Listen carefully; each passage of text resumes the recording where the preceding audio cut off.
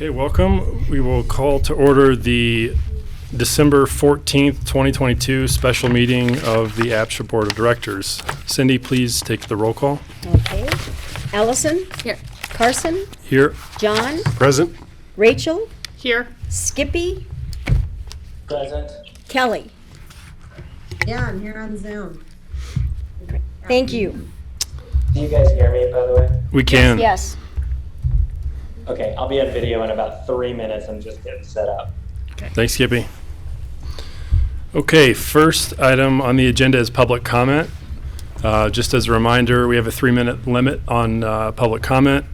When your time comes, please come to the microphone and identify yourself for the record. So, looks like we have several parties maybe interested in some public comment today. Who wants to go first?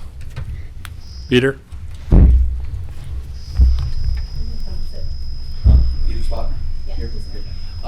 I have something I'd like to hand out as part of just my brief conversation. Should I just let you pass it around? Sure. Yeah. And what is your name, please? Peter Fornell, thank you. Great, thank you. I'm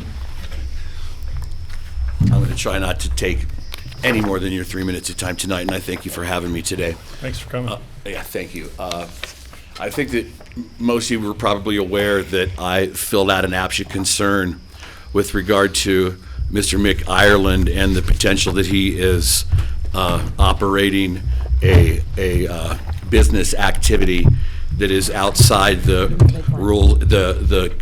condominium declarations of his deed restricted HOA.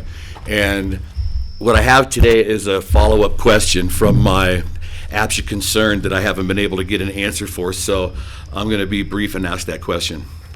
On the first page of this document that I gave to you, if you read, these are excerpts from the condominium declarations at Common Ground. 7.2 of their condominium declaration states, I have it circled, each unit shall be used for residential purposes only, and none shall be used for any commercial or business purpose. If you go to the second page at 10.1, says, except as otherwise specified by statute or specific provision of this declaration, the declaration including the plats and maps may be amended only by a vote or agreement of unit owners of units to which at least 67% of the votes in the association are allocated. If you go to the third page to letter C, it says that every amendment to their declaration must be recorded in Pitkin County and is only effective upon having been recorded. I've asked this question without answer, but the question that I have for you tonight is, since we see that business and commercial activities are not permitted, since we see that it takes a 2/3 vote of the association at large to change those declarations, and it needs to be recorded to be effective, I've checked. I have 2 lawyers who assisted me in reviewing this, and there are no subsequent amendments to their condominium declarations recorded here in Pitkin County.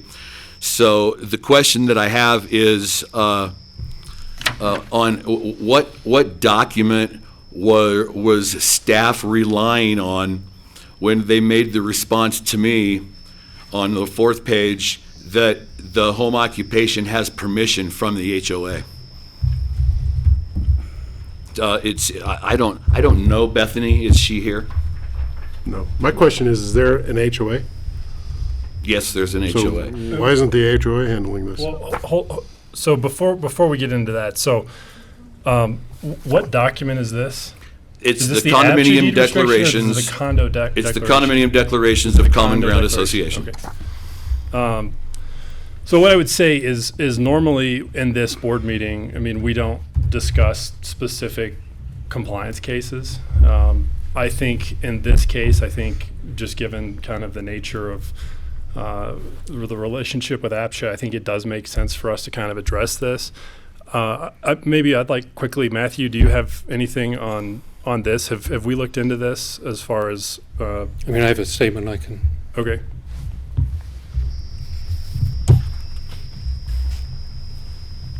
I'm Matthew Gillen, the Executive Director. So in response to Mr. Fornell's inquiry, APCHA reviewed Mr. Ireland's compliance with APCHA. This was separate from the usual biannual affidavit process. The general APCHA requirements for ownership occupancy are: 1, work in Pitkin County 1,500 hours per year; 2, live in the unit; 3, do not own another property in the OEZ. Mr. Ireland is in compliance with these rules. Additionally, given his length of time in the APCHA system, Mr. Ireland could retire, not work, and still be allowed to reside in the unit. Mr. Ireland fulfills all the requirements for a self-employed person to work from home, I put that in quotes, work from home, in APCHA housing, including having a City of Aspen issued by business license. APCHA allows individuals to have home occupancy business as long as it's allowed by the city and or the county. Mr. Ireland has provided his City of Aspen business license.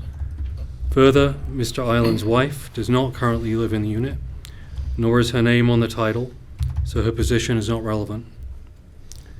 Mr. Fornell's complaint against Mr. Ireland is based on Mr. Fornell's own interpretation of HO rules, asserting that the HOA in question does not allow commercial business activity. APCHA has not had a complaint from the HOA, nor would APCHA have the ability to enforce HOA rules if there were such a complaint. HOA rules are separate and distinct from APCHA requirements. APCHA does not write, interpret, or enforce HOA rules. HOAs are separate non-profit organizations. APCHA has no oversight into how HOAs handle the compliance of their own bylaws and condo docs, as they are a separate non-profit entity. My understanding is that Mr. Ireland does have permission from his HOA to conduct his business. From his HOA, I hope I said that correctly. Non-payment of HOA dues, as specified in the deed restriction, would be an APCHA enforcement issue. APCHA reviewed Mr. Ireland's case promptly and thoroughly. No violation of APCHA regulations was found, and we informed Mr. Fornell of this. We explained that APCHA has no role in application of HOA rules. Thank you.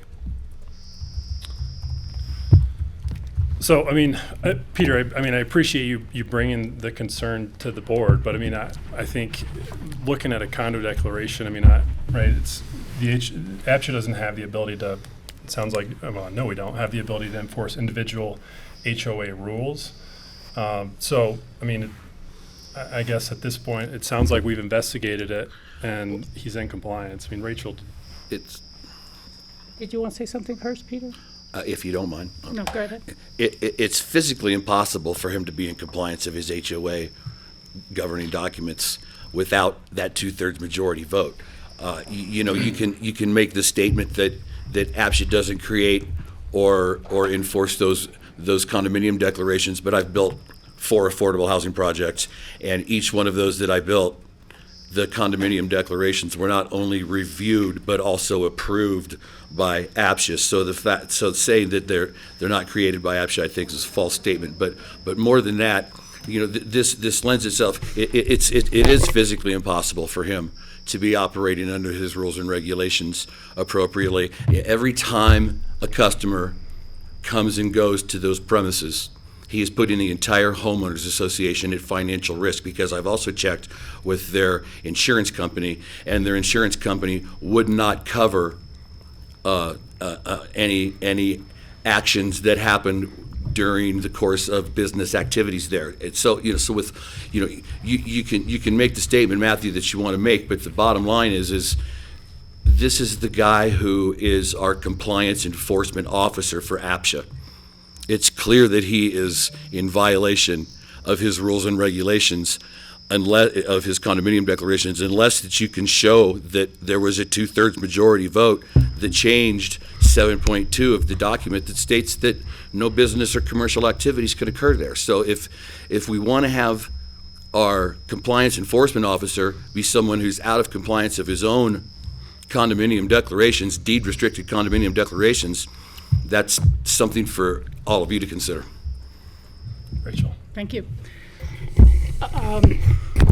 Mr. Fornell presented this information and multiple other documents to City Council. Was it a month ago or 3 weeks, something like that? We exactly a have an month ago. unusual schedule for the holidays. And it was very promptly taken a look at and passed on to the Housing Office to take a look at. My concern is that Mr. Fornell has taken into an investigation of home occupations and business licenses and HOAs as part of a revenge tour, because Mick Ireland is also a columnist and he did not support Mr. Fornell's preferred alternative on the sheriff's race of Joe DeSalvo. And we all know that some investigations started to occur before the race was even over to try to do something to impugn Mick Ireland. Mick Ireland apparently did let his business license lapse, and he got a new one from the city, but he has a contract with the HOA for the space he leases in the common building, which helps them build their capital reserves. So I'm pretty sure that the entire HOA is aware of the fact that he has an office space there. I'm personally very concerned that you're not investigating everybody's home occupation in all 3,000 units of APCHA, including your own, to make sure nobody is running their construction documents on a home computer or running a home occupation. And it's particularly concerned me on a separate role that I have on the Aspen City Council, that you are on a revenge tour. And what will people who supported an alternate candidate for sheriff face when they come to see you in front of the HPC? Because you're showing a clear desire for revenge over the last election. And that's very upsetting and concerning to me as a representative of the city.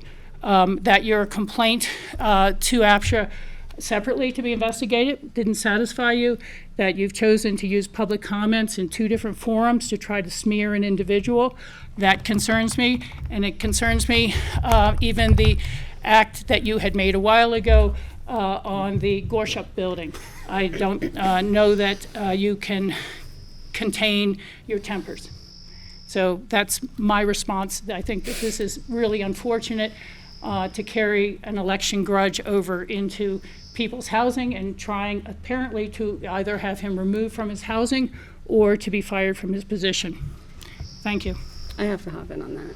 Yeah, well, I mean, this is public comment, so we do want to keep it brief. I think Kelly had something, and well, Can I just respond to Rachel's comments? Yeah, though? just, I guess I would say, can I just have some clarity? Is this related to tax business? I'm unclear if there's if there's other enterprise that's being criticized here, investigated here. And then just 2 things I think would be helpful in clarifying this for me, or just for perhaps for the public, is I'm wondering, I'd love some clarity on what the language is related to what the statute says about home business. It did sound like what was read, it said that there is, as long as something's in compliance with state of Colorado laws related to this, and I don't know what it is. And then I'm also wondering, what is Mr. Fornell's options for it, appealing the decision of the APCHA compliance staff? Because I know we do have a process for that, and we also have a process for when Ireland has to recuse. well, I think we Well- lost Kelly. I mean, my only thought here is, and I said it earlier, sorry. Well, I just don't want to let those comments stand without saying something about, I think that was a little irrelevant or inappropriate to speculate on any speaker's motive for bringing something to the board. I think that you should use public comment to council or APCHA freely and not feel like you will have any past deeds or personal laundry, I guess, aired. So I feel very differently on that, and didn't want that to just stand. So without that speculation, what this does bring to attention, I think Kelly was heading in that direction, as well as I actually don't know what our full a process is. If you are, if there's a complaint and you are the party that the complaint is about, there's a ruling, you are allowed to appeal that, and I know that we spelled that out pretty well, or if you're in violation, we have all these different steps. I don't know what the final process is if you are the complainant and feel like you were not satisfied with the results. If, you know, I don't know what the next steps are. It sounds like Kelly was about to, I think she was out again, get into, is there a formal, if you're on the other side? I'm not aware of a formal complaint process for someone who isn't satisfied by by our decision. However, there have been other cases where we're happy to look at any new information that materializes and happy to re-examine it. But there isn't a formal process, and we don't generally go back to the complainant until they're satisfied.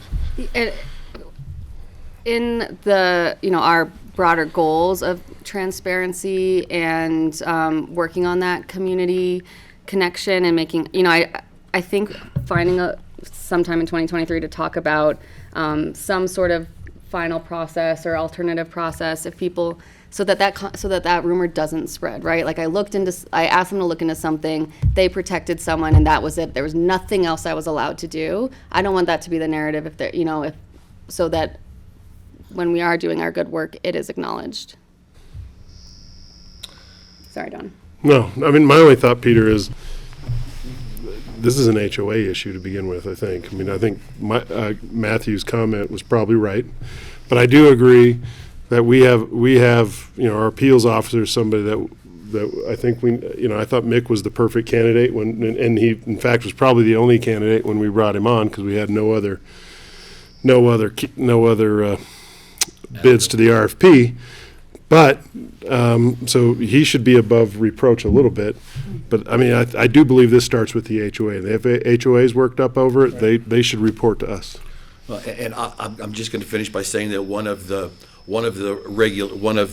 conditions of a City of Aspen business license and a home occupancy is that business does not conflict with the governing documents of the association.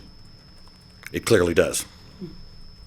Well, then the City of Aspen should withdraw their license, not APCHA. Well, I started with the City of Aspen, and they told me that I needed to come to APCHA, so I've been taking my time and waiting my turn to look for the answer that I need to get. The answer is not coming to me. There is no document that Mr. Ireland could present that would cause him to have association permission over there short of a vote. The 2/3 vote of the majority. So the Ms. Richards' statement is just patently wrong that he has permission of his HOA, the board can't provide that because of the governing documents that exist. So his business license is also not in good standing with the City of Aspen, as you're supposed to fill out what's called a home occupation form as part of your attachment to your business license application, and that home occupation form states clearly that you should ensure that you are in compliance with your any, if applicable, HOA rules. You know, this is something that needs to be looked at because there's and there are 3,000 people living in APCHA. I was one of them for 24 years. You know, if you have never been in violation of your condominium declarations, you certainly know somebody who has been. And there are 3,000 people that are out there doing their best. There's one compliance enforcement officer. I believe that person should be someone who we don't have a question about how he's operating inside his deed restricted association. Thank you. John, I agree with you. I think when it comes time to renew that position, I think it's definitely something we should consider. I guess just the last thing I would say, Peter, is it's my understanding that you sort of threatened the career of some of APCHA staff. At least that's what was communicated to me. I don't know if that's true or not. Well, it was the method that they used in their response. I will just say, personally, I was very disappointed to hear that. I mean, I don't know that that's the right way to go about things. But, when I ask for the answer to a question repeatedly and they won't provide it to me, the question was, what documentation? It's the same question that I asked you. What documentation did he provide to staff stating that he has the HOA approval that he claims he has, and they either don't have it or wouldn't provide it or both. Understood. Thank you. Thanks, Peter. Thank you.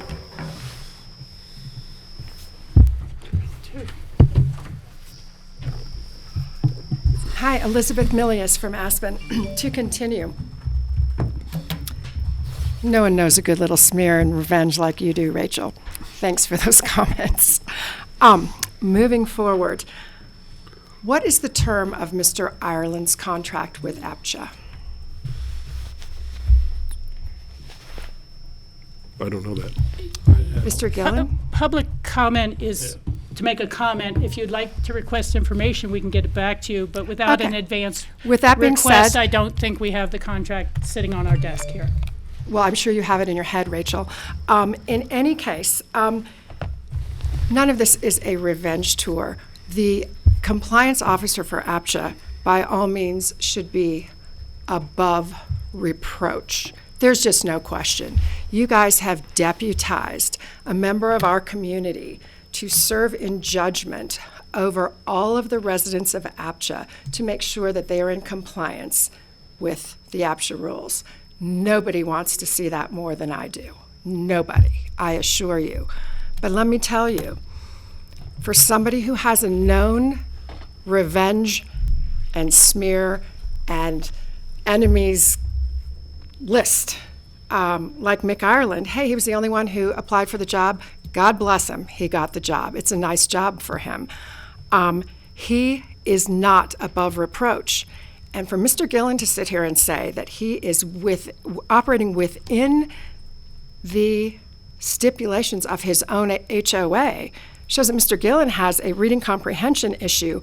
Each unit shall be used for residential purposes only, and none shall be used for any commercial or business purpose. Fundamentally, Peter Fornell is right. Mick Ireland is not in compliance with his own HOA. I understand that it may not fall to this body to enforce that, and that's a shame. But you go to City Council, and they kick it to APCHA, and APCHA says go to the HOA. The fact is, you have deputized somebody who is not in compliance of his own HOA rules, and he stands in judgment over all 3,000 people who own in the APCHA program. If you do not see on its face the conflict and the problem with that, God, the problems with this body just get bigger and bigger at every turn, and I just implore you all, thank goodness you're gone in a couple of weeks. I implore the rest of you to just do better. This shouldn't be that hard. This is a bad choice, and I will find out the term of his contract on my own, Rachel. We But can you guys, present it for you, but we just I didn't don't need have you it to without a present anything previous to me. requirement. You knew ask. that this was coming. You guys, it shouldn't be that hard. To improve the reputation of this organization, you've got to deputize somebody who is above reproach, not even questionable. Thank you. Thanks, Elizabeth. Thank you, Elizabeth. Any other public comment in the room? Do we have any? Kelly's got her hand up. Sorry, I'm having issues at this hotel. I thought that we had on contract another hearing officer who is based out of Grand Junction to serve. Denver. She said Denver, Kelly. Yeah, okay, I want to be clear about that we do have someone that we retain in the event that, Mick has recused or needs to recuse or something. I don't want it to be portrayed that the board has only reliance on Mick Ireland as our sole hearing officer. That's correct. Yeah, thank you, Kelly. I've forgotten that. I would just like to add that there always is an appeal process to this board from the hearing officer if someone would like to use that, or they can go to the courts as well. So Mick is not the final authority. And whoever else is a hearing officer is not the final authority. May I ask, who made the first inquiries about Mick Ireland's deed restriction and his home? I think Bethany's. That's a Bethany question. She is. Bethany, are you online? I am, yes. Did you hear the question that Rachel had? Rachel, your question, just to be correct, is who originally approached us about Mick's business license? And his HOA deed restrictions to investigate his Peter. unit. Peter? Peter did via email to me. Okay, thank you very much. Yeah. Okay, any other public comment in the room here, or I don't see anybody online? Amos?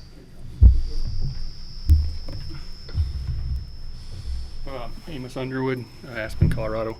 I guess I just have a question on what difference it makes on who asked the question first. I think the important thing is the question's been asked and an answer needs to come. And sitting in the public here listening to Mr. Gillian's response, I didn't hear it, but maybe you guys did. So I hope it gets figured out. Thanks. Thank you. Yeah, thank you. I mean, I guess the only thing I would add too is you know, before any action is taken, I'd like to hear from the HOA, just as to their thoughts, since this ultimately does fall within their authority. I agree with that entirely. I also think we should hear from Mr. Ireland himself, given again that this complaint was made to the city and the city attorney has looked at it as well as forwarding to APCHA at that time, and then APCHA has followed up as well. So at this point, we've had 2 hearings essentially in public without him present, you know, to discuss this. Well, and then I would just say thank you for bringing this to the attention of the board. I mean, even if we're not going to do anything, compliance is incredibly important. There are many people on this board who live in APCHA housing, and it's my expectation that if anybody on this board were found out of compliance, they would be treated exactly the same as every single person in this community. And if a lot of the times, you know, we don't know about it, right? Neighbors are living next door to people. They're the ones that can tell us. So I do appreciate, I understand it's not the outcome you would like, but I do appreciate you bringing the concerns to APCHA. Second. Okay, we will move along to Board of Directors comments, and we will start online with Kelly.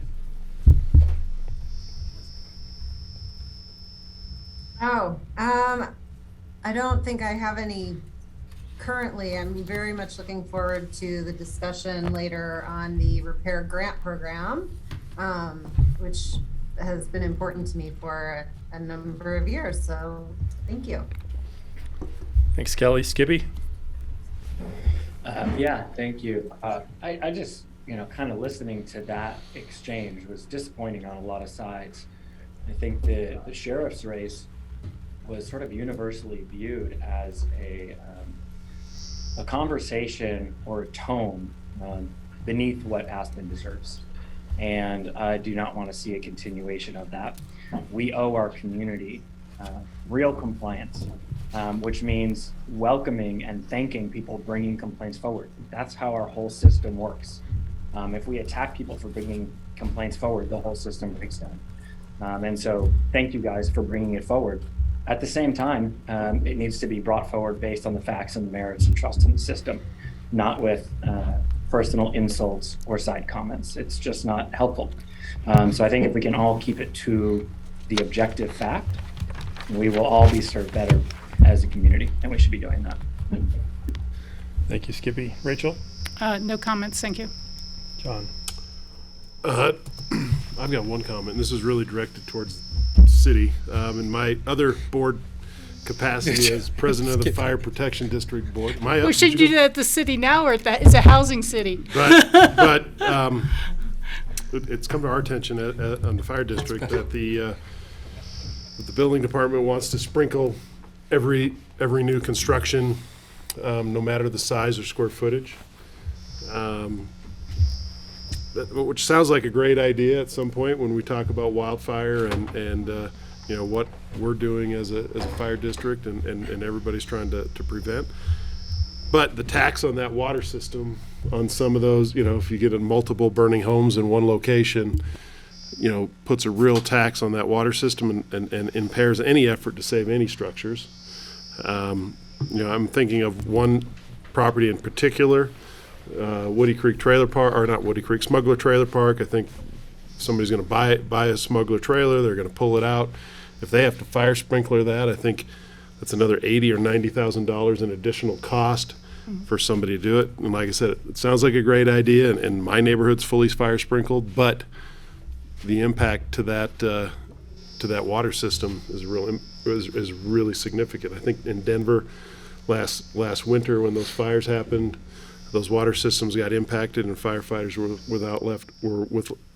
were left without water to fight existing structures that weren't actually burning. So it's both the water lines and the potential demand immediately on Okay, those systems. I'll be glad to bring this forward. I know we are looking at the usual building code universal updates and see what's going on. I think right now that sits at about 3,000 square feet, any new structures. Okay. And most of the homes in Aspen, new homes anyway, are built over 5,000, so you pick up most of them. Right. But it is going to impact a few smaller ones. It's going to impact residents that probably, it's going to be a major economic impact to some of those people. It's great information. I'll be glad to take it back. It's interesting, when I was on the BOCC, we had heard from the fire district at a different time, perhaps, about how they wanted us to sprinkle every home in the county, in certain areas, regardless, absolutely. So, and those were on wells, so we were, interested there. But be very glad to take that back as a concern. So thank you. Thank you. Allison. I have plenty of questions throughout, so I'll probably keep my comments shorter now. Also pretty unrelated, but it is just, I guess, a public comment. So slippery out there, and if you're in your car and there's a pedestrian crossing, go ahead and come to a full stop. The slow roll is intimidating, and if you slip and fall during that perfectly timed drive by, it's bad news. And so I would just ask, if anybody is spending their afternoon watching the APCHA meeting and wanted some community tips, I would say that full stop is going to become more and more important during this season. Thank you. Kelly, you have your hand up. Oh, old hand. Sorry, I want to connect with John Ward about this sprinkling issue in the county. So John, let's you and I connect up. Okay. I think maybe I would just have some comments related to compliance. I don't think that Mr. Fornell's complaint where, not satisfied with the outcome on a complaint that's been fully investigated and is outside the control or authority of APCHA, it's certainly not uncommon. I mean, I've had complaints in the past where I've talked to people and they don't like the outcome, but then I investigate it with staff, and they've fully investigated the complaint. It was either a misunderstanding of the rules, or it wasn't a valid complaint, or it wasn't within our authority. One of the things that personally I think would go a long way in helping people to understand what's going on with that complaints process is we've got an anonymous complaint where you can make an anonymous complaint, but just sort of if we could have, I think we should just focus on more transparency with the complaint outcomes, where we are putting the outcome of the complaint, as much information as we can, right? Obviously we have there's legal consequences that we have to watch out for. There's regulatory things that we have to watch out for. There's privacy things being associated with housing, right? But I think our goal with the complaints process should be to publish the maximum amount of information that is legally available, because I think that if we would do that, and that's something I think that this board can, we can take up and make that. I felt like we've talked about this already. Well, we have talked about it, and we've had complaints in the past, but it's not. I would not say that it's settled. I mean, we've, we had a complaint with a lot of high interest what was it, 3.5, 4 years ago, where we directed a press release to be made, and the executive director received a formal reprimand, right? So I like Matthew. I think he's doing a good job, and I don't want to see the same thing. Get in trouble? I don't want him to get in trouble, but I think a lot of the time when people don't know what's going on, they're fearful. And what I will say is I live in the community. I have people call me every time there's a complaint. And every single time that I've ever looked at a complaint and said to staff, hey, what are the details here? There's nuances that weren't shared in public because of maybe privacy concerns, that we were not allowed to share those. But ultimately, the owner was found to be in compliance on every single one that I've ever looked into. And so I think more transparency would go a long way. Is that like a quarterly Agreed. compliance report the way we get from HomeTrek of, this quarter there were 60 anonymous complaints, 40 resolved investigated and found in compliance, 20 resolved via violation, fee, blah, blah, blah, just. I mean, I think you get even more detail than that. Okay. I do too. I mean, I think that it could be, we don't have to put the owner's name and address out there in the public, but it could be, we have just a random number associated with the complaint. And if somebody wants to know the status of complaint number 347, they can go to the website and see that, this was the outcome and why no action was taken. I mean, part of the problem too is, some of the people who make the complaints don't want to be identified. I mean, I've had blank envelopes with complaints dropped in the night drop at the bank. Right, and so how am I supposed to follow up on that? But and so people make the complaint, they think that it's totally valid. I give it to staff investigates it and says, no, that doesn't apply, or whatever, and so the person who makes that complaint then just thinks, well, they're not enforcing it.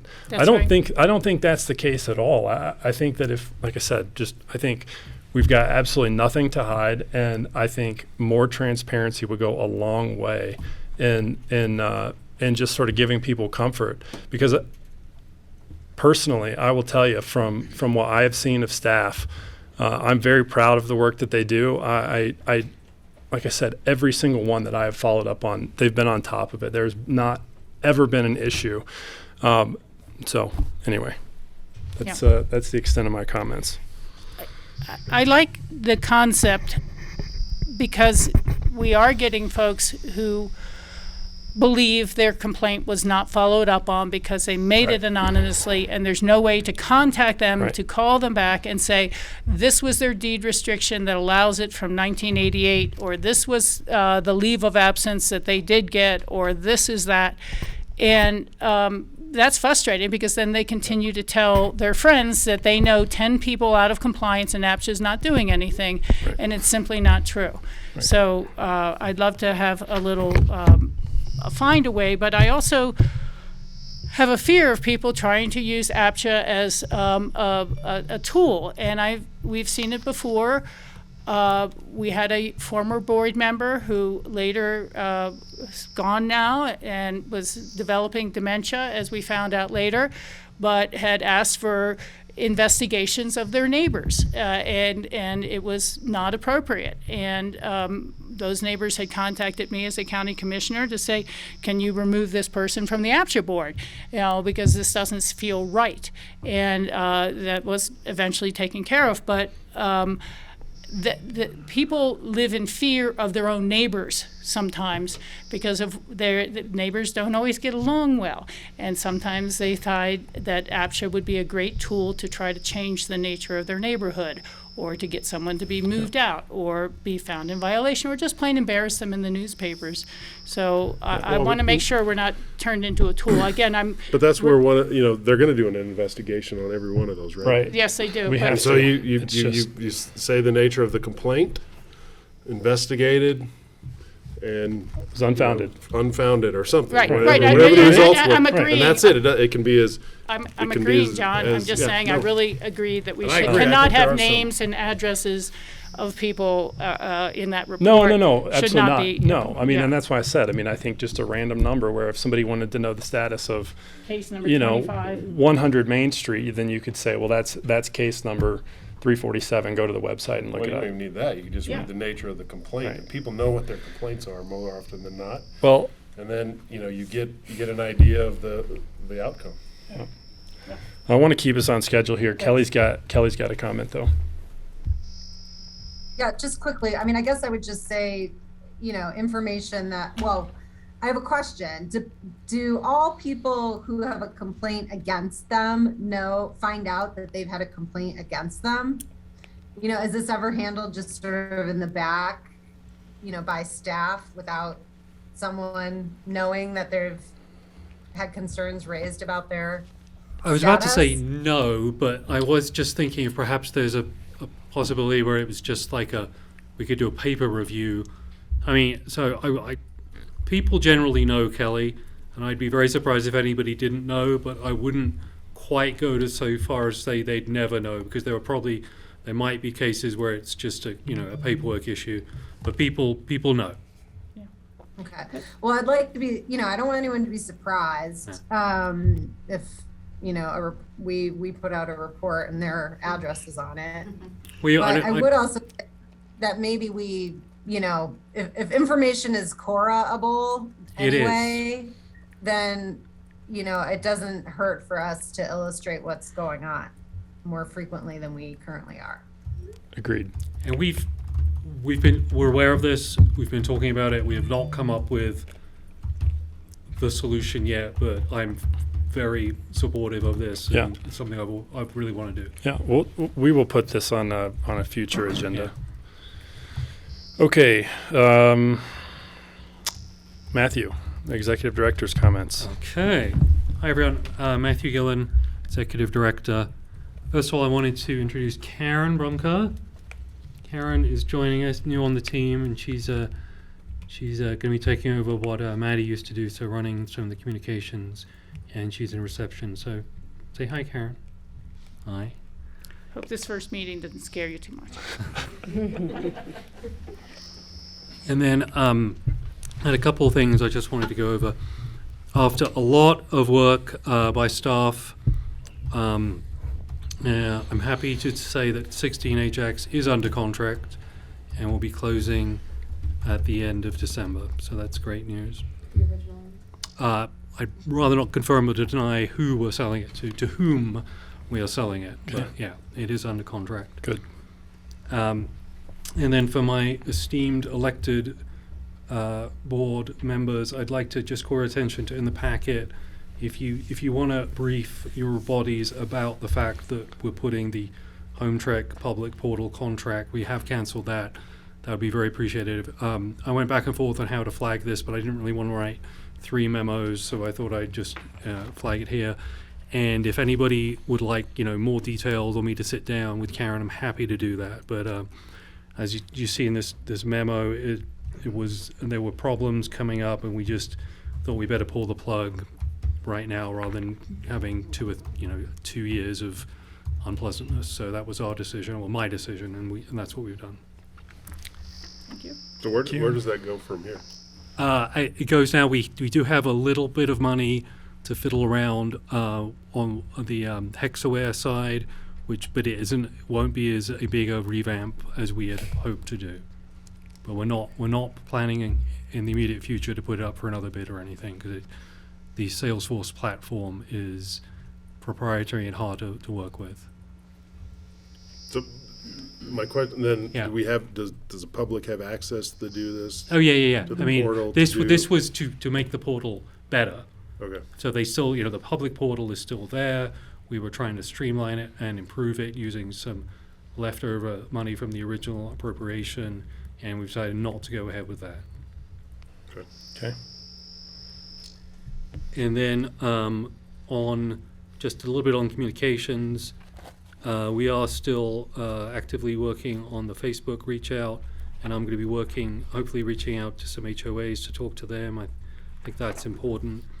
We are on Facebook looking at some of our particular myths which are circulating about APCHA, so I encourage you all to look at that, including the myth that you can work anywhere in the world from APCHA housing.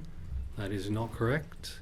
You have to work 1,500 hours in Pitkin County, and in certain circumstances, 75% of that needs to be in Pitkin County. So you absolutely cannot work anywhere in the world from APCHA housing. Anything else? Okay, That's Cindy? it for me.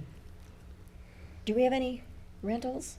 Any ownership units? But in a week or two, we will have some more. It's kind of slowed down a little bit for the holiday season. Okay. So, Thank you. All right, next, next we have the consent calendar. Looks like we've got the minutes from October 5th, and we've got approval of resolution number 6, approving 2023 budgets for Aspen Pitkin County Housing Authority Administration Fund, APCHA Development Fund, Smuggler Mountain Apartments, Affordable Housing Fund, and Truscott Phase 2 Affordable Housing Fund. So any discussion on these, or would accept a motion? I'd like to pull the budget. I'd like Okay. to pull the budget from the consent calendar. All right.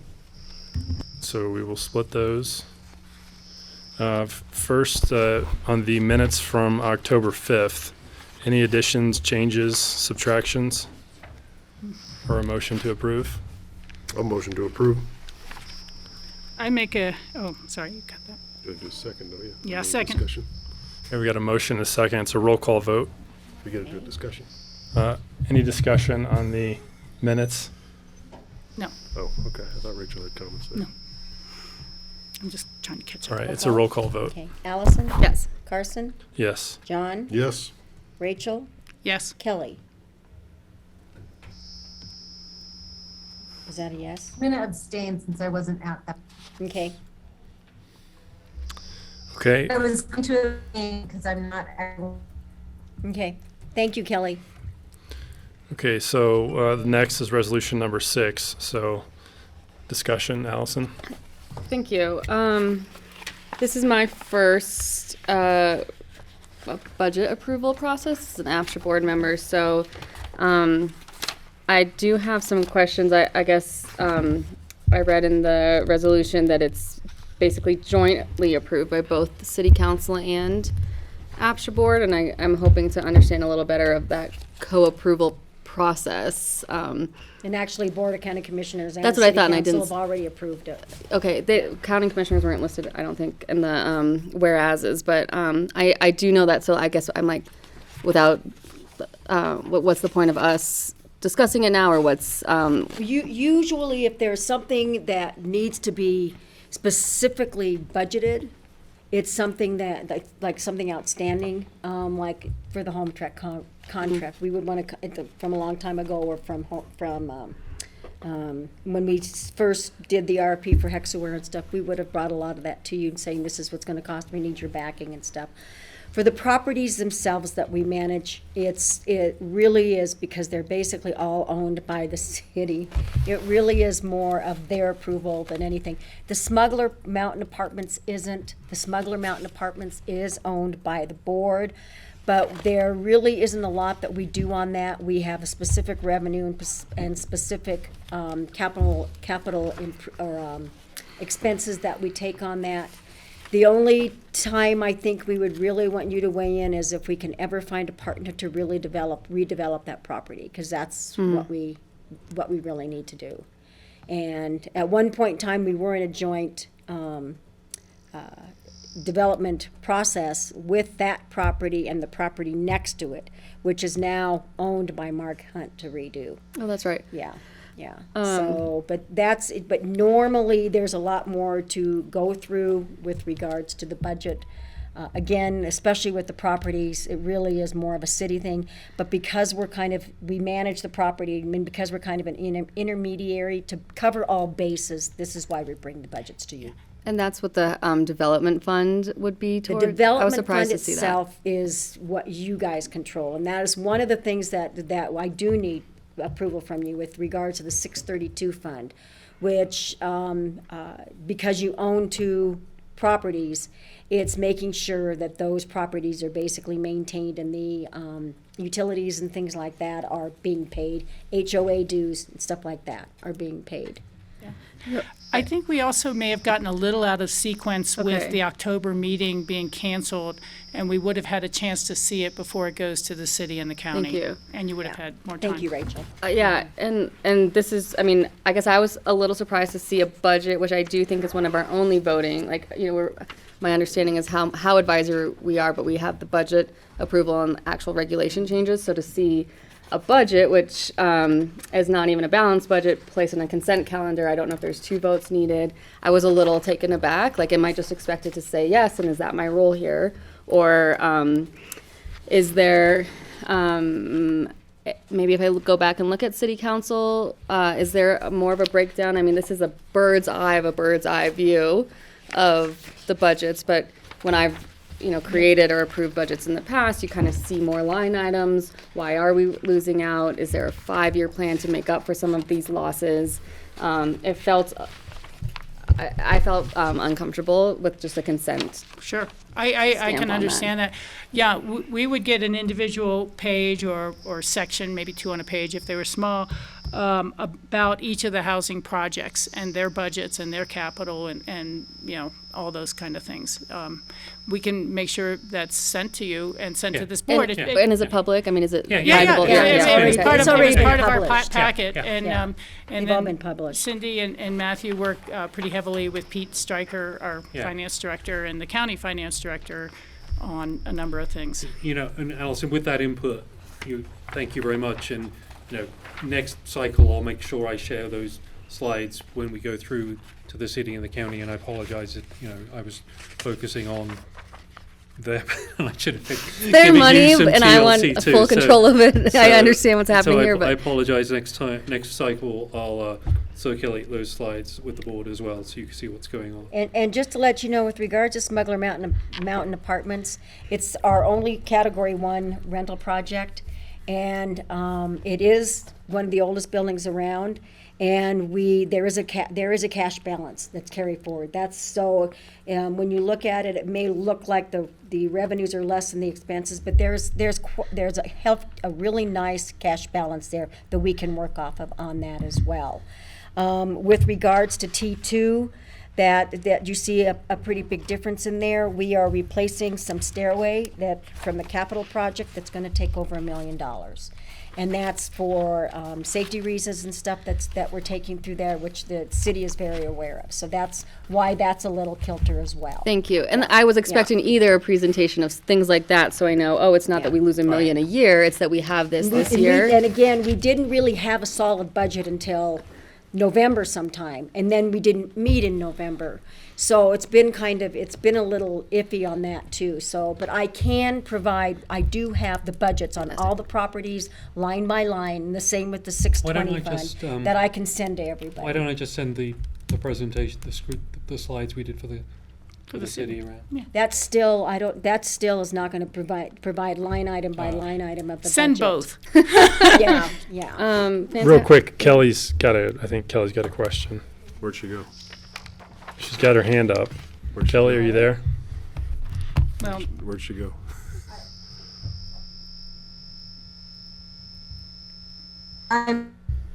Oh.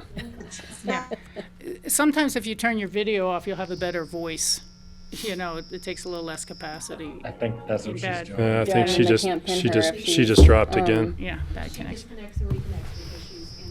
Hotel. Hotel. So, Got it. real quick, just in the APCHA budget, we talked about a new position or two, didn't we? Yeah. Yes. And those were approved? Yes. And We have that added an actual probably- compliance manager that's gonna report to Bethany. And Bethany. That will bring on board for hopefully the first part of next Yeah, year. Bethany's already been in touch with HR to get that advertised as soon as possible. That would have been an excellent thing to put in my comments. But we're working hard on getting that advertised as soon as possible in the new year, and Bethany's been working with HR on that. But none of that is this budget. That is this budget. Yeah, the new compliance Which officer. fund? It's a 620 fund. Yeah, It'll be it's under the, 620. you Thank you. can't see that on there, Okay. but that Yeah. is part of the 620 fund. Part of our operations administration, right? Mhm, exactly. In Truscott, you probably had some capital reserves or something built up to Oh, replace that some of next that chart stuff. does help show that. I don't think Yeah, we're there's actually some. destitute. Yeah. Um, No, definitely Yeah, not. I just want to. Yeah.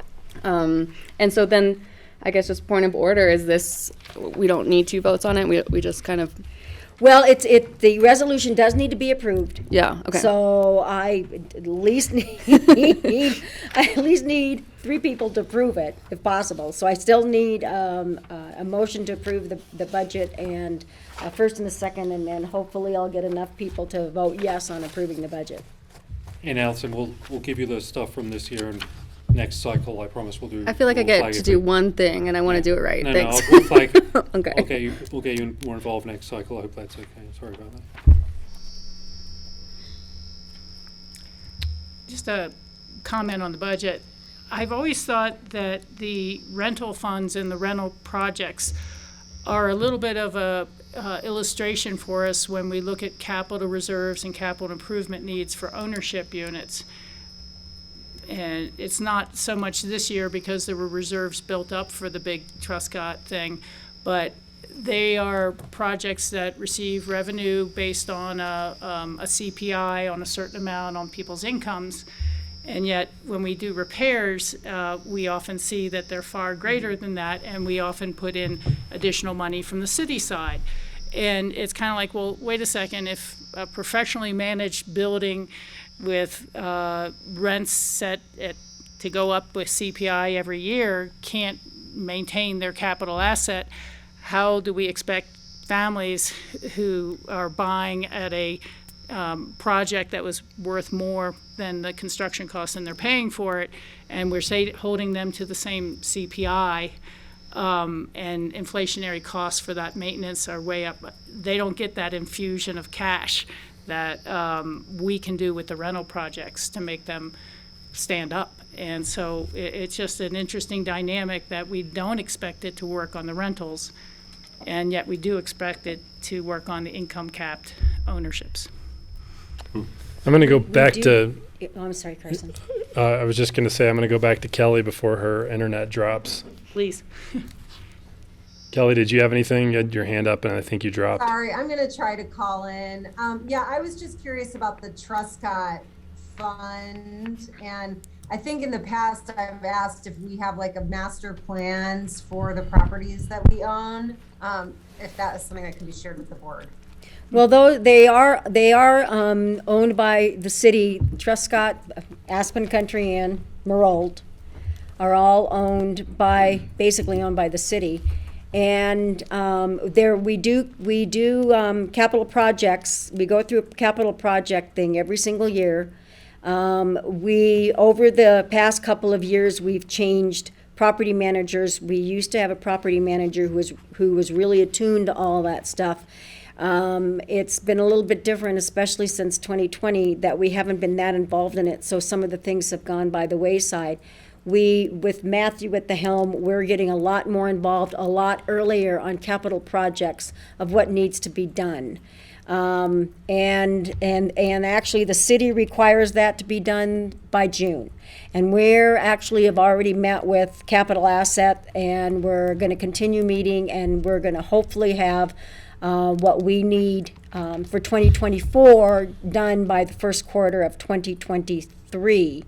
We are also going to budget for another, a capital reserve assessment on all of our properties in 2024. That's going to be that's Right. going to be the request we're doing in 2023 for 2024. So that we really know what we need to really look at and move forward that way, and have a 5-year plan at least for all of our properties. The city usually likes around a 10-year plan. If we can get a 5-year plan going, we'll be really, really happy, and that's what we're striving for the first quarter of 2023. Just a quick question too. I know we've talked about in the past about trying to do some sort of like an HOA capital reserve Yeah. study. And we're Yeah, still We're going to bring that back to the board sometime early in yeah, 2023. that's very much on. good. Me and Yeah. Cindy's Because I very mean, much- very I think much to so. Rachel's point, I mean, it's hard. I mean, I can tell you from my own HOA. I mean, our HOA is very strong, but a lot of that is because we have people who live there that have painting companies and paint it. We have people that helps. that are property managers and do the snow removal. I mean, it's They're able to literally contain costs. they're containing costs because they live there, and so I think that people don't want surprises, and I think if that would just be money very well spent. That's very much on our agenda to because what did you say it was done before? 2011? 2011 was the last Yeah. time we did that, and we actually went to the board, and it came out of the board's 632 fund that anybody who wanted to be involved in it, we still wanted the HOAs to have some type of meat in the game. So we paid 70% of the cost of the capital reserve study, and then the HOA paid 30%. We're going to bring something like that back again to the board in 2023. We're also bringing back Molly Foley Healy to do our educational seminars again on HOAs, starting hopefully in March.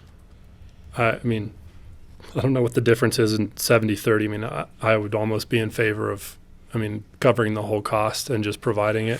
I mean, It's easier. because it would help. I mean, and it would help the people in the association that want Yeah. to have that.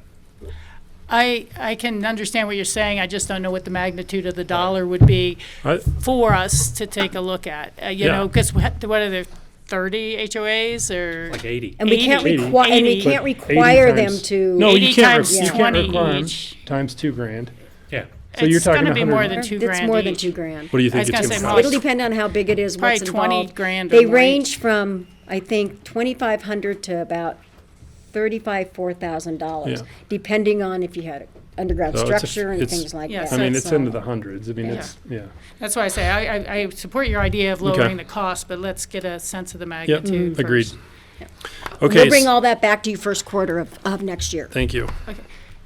I have one other comment, Go if ahead. that's okay. And I think that Kelly may have been asking more than just a capital plan, but more about a long-range plan for the site itself. And I don't know that there are any new plans on Marult. That's open space. It would not be changing at all. Truscott is the only one that we have looked at that at some point in time you may replace the old red roof and be able to do 2 or 3 story units there. But in a certain sense, it's kind of land banked. It's there. It can be used when the resources are available. So there's that. The second is, I think, and it would be up to this board to obviously make its own choices in its own time, but really setting aside a half day or 1 day at some point when some of this work starts to come out to talk about what are some of the curative measures that we could put in place. That would be both incentives for the HOAs to work harder and others. I mean, I'm looking at the later grant program. I understand that, but I've always wanted to see if we could have something that was telling HOAs, and I said this when the first HOA study came out, that, you know, hey, if you bring yourselves up over time to this level of sufficiency, you'll win a bonus. We'll give you money to encourage that, and other ways. So I think it'd be look at something equitable, but we really need to have that in-depth discussion about how can we create a system in the future that really is encouraging to the HOAs and matches them with some level of financial I support. like that. Yep. And possibly allow them some portion of the HOA costs to be included in their sales price when they go to sell, up to a certain point. That's one Something area. like that, but that's, yeah. No. Yeah, I mean, There's a lot of, I think, there's a whole range of Exactly. potential ideas, and depending on whether it's a 300-unit project or a 2-unit Yeah. project, they're all going to be a little different. Yep. Well, Yeah. and I will say, I mean, Rachel, that's something that when we're having those discussions, I mean, I would like to hear your input on those. I mean, I think you've seen this rodeo a couple of I times. live it. Yeah, and Like you. and I think that you've got some you can let us know what's already been thought about and tried, and Yes, maybe we why do. it didn't That's work. kind of Or consent. I just don't think know that we've really tried that anything, but institutional yeah. knowledge is. Yeah. Oh, believe me, So- I won't. We'll let do him. that. We'll Okay. we'll all Do have it. some sort of, it's almost normal to begin a year or something with a little bit of a retreat or a mini retreat Yeah. with some main topics. Matthew's now had enough time to get Yeah. some experience under his belt, and might be time to think about It's been a how to while since schedule we've had that. a retreat, so that's what I wrote down on here, need a retreat. Yeah. Okay. I wrote And- down similar. I mean, it's in the IGA. We're supposed to have an annual plan. We're supposed to make sure we're on track with the 5 years. So at some point, I Well, I we don't think passed the we've done annual that. plan for 23. But was that a board? Yeah, was the- we that was brought like the the work plan of their staff? strategic Yeah. plan Yeah. I to didn't know the that was board. Okay. Yeah, we did that here. Um, But you're right, but then you flesh it out and you say, how do we implement it? Those were the goals, and they were kind of high level, and, and mostly staff work. Like if there's anything board can take on, you know. or it's interactive between the two. So I agree with that. Okay. Would you? Any other ex- discussion on this? Do you have a motion Or yet? motion? I do No, not. I still need a motion. I would make a motion to approve resolution number 6, series of 2022, approving the 2023 budgets for the Aspen Pitkin County Housing Authority Administrative Fund, APCHA Development Fund, Smuggler Mountain Apartments Affordable Housing Fund, and Truscott Phase 2 Affordable Housing Fund. I think we need to wait for John. to get back for quorum. John has stepped out for a, no, we still have a quorum. So Yeah, we John can't stepped break out a for a quorum. phone call, but I just need a second, and then, Second. we have a second from Allison. And it's a roll call vote, and as I said, John has stepped out of the meeting. okay. Carson, Yes. Kelly, She may have stepped out, is too. she there? We'll See get her if back. I think she's on the phone. See if you can unmute her. You can't. Okay. There we go. We got you. Is that a yes, Kelly? Okay, great. Yes, that's a yes. Thank you. Okay. Rachel, Yes. and John's not here. John is not here. Oh, Allison. I'm going to say no because I don't feel like I've looked at it, but I have full faith and I'm excited for the year ahead. And just in theory, with John out of the room, does that mean Skippy can vote as an alternate? Or No, he- he's only an alternate I for think I you, can only and vote that's as an it. alternate for Okay. us And at two council. citizens is enough? Yes, Yes. yeah. You just need one. We got, For a quorum. yeah, You can't break a quorum by No. leaving the meeting. Once it- so we're set. So Thank motion passes. Okay, Andrew. We've got a third quarter HomeTrek report. Now, I would say, why don't we take 5 minutes and see if John can get back for this, and I'll Okay. run out to use the restroom. All right, let's take a quick 5-minute break here.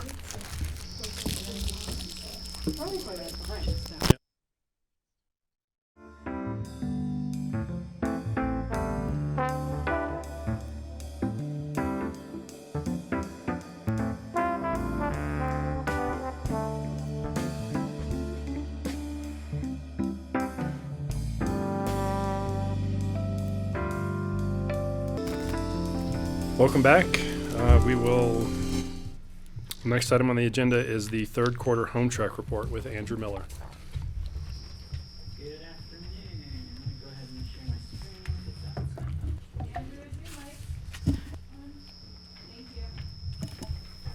Good afternoon. Let me just go ahead and share my screen. Sorry. Come on. All right, so this is Q3 of 2022. Apologies for it happening in the last 2.5 weeks of Q4, but just with some of the cancellations, that was just how it played out. Before I jump in, what my plan is for Q1, to present very quickly on Q4, so what we're in right now, but then look more at an overview of 2022 as a whole so that you have just a larger idea. I know segmenting it in quarters helps, but I think seeing a broad year's picture might give you a little bit more information. So I think I'm scheduled for the 18th or the second meeting in January is what I'm scheduled for that. So you'll see me in about a month.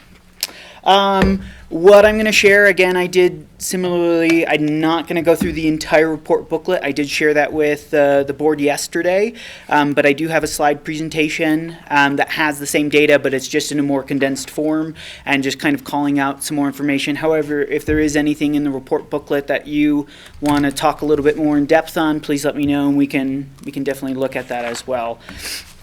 So starting just with kind of some APCHA by the numbers, general inventory. Our inventory in Q3 did increase by 3. We had 3 units added. One was 205 West Main Street. This was an ADU that was not in the system prior, and so it was just one of those that came across our desk, so we added it into the HomeTrek system. It does have a deed restriction placed on it. I don't remember, Cindy, how old this deed restriction is, but sometimes there are some that just weren't in the previous set of Excel databases that weren't transferred into HomeTrek. So as those come across my desk, I put them immediately into HomeTrek, and that was one of them. Another one was 153 Juniper Trail. I did put in parentheses that this is in Carbondale. This is actually a unit owned by Pitkin County and rented to Pitkin County employees, but it has an APCHA deed restriction on it, even though it's in Carbondale. And then the third one, little asterisk on this one, 516 East Hyman, was added in Q3, but you'll see in the Q4 report it was then removed. It is being replaced by 1235 East Cooper, and that one already existed in the system. Was that just one unit? I thought there was more than one in There there. is. There's 8 units at 1235 East Cooper, but one of them, the Mark Hunt did not get credit for that because he made a deal with the people who wanted to buy this out. So one of them was used for that replacement. Thank you. All right, so if I don't have any questions on inventory, we'll jump over into applications. So compared to Q2 of 2022, we did see a decrease overall in the total numbers that we reviewed and either approved or denied. Overall, we had 89 less applications denied and 27 more approved. One of the things that we took into consideration in talking Q2, if you remember, we had talked about how on the interest submitted for APCHA managed units such as Truscott or Aspen Country Inn or Smuggler, we would move those to denied, say if that person was over income but didn't go through the full qualification process. Those numbers aren't included with that Q3. That was just some, just so that's where you're seeing that huge increase of 89 denied.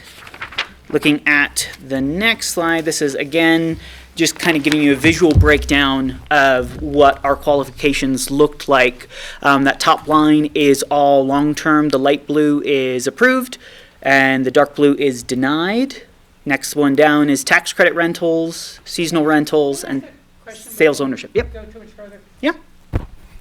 Are there a general set of 2 or 3 reasons why folks are denied? I got them for you. Okay, thank you. Yep, and I was going to say, and I do always put at the bottom of my slide deck what page this full breakdown is coming from, so if you are curious on that, but I always make some notes. But just, I mean, so you know, I'm always thinking of the public that doesn't have our full deck.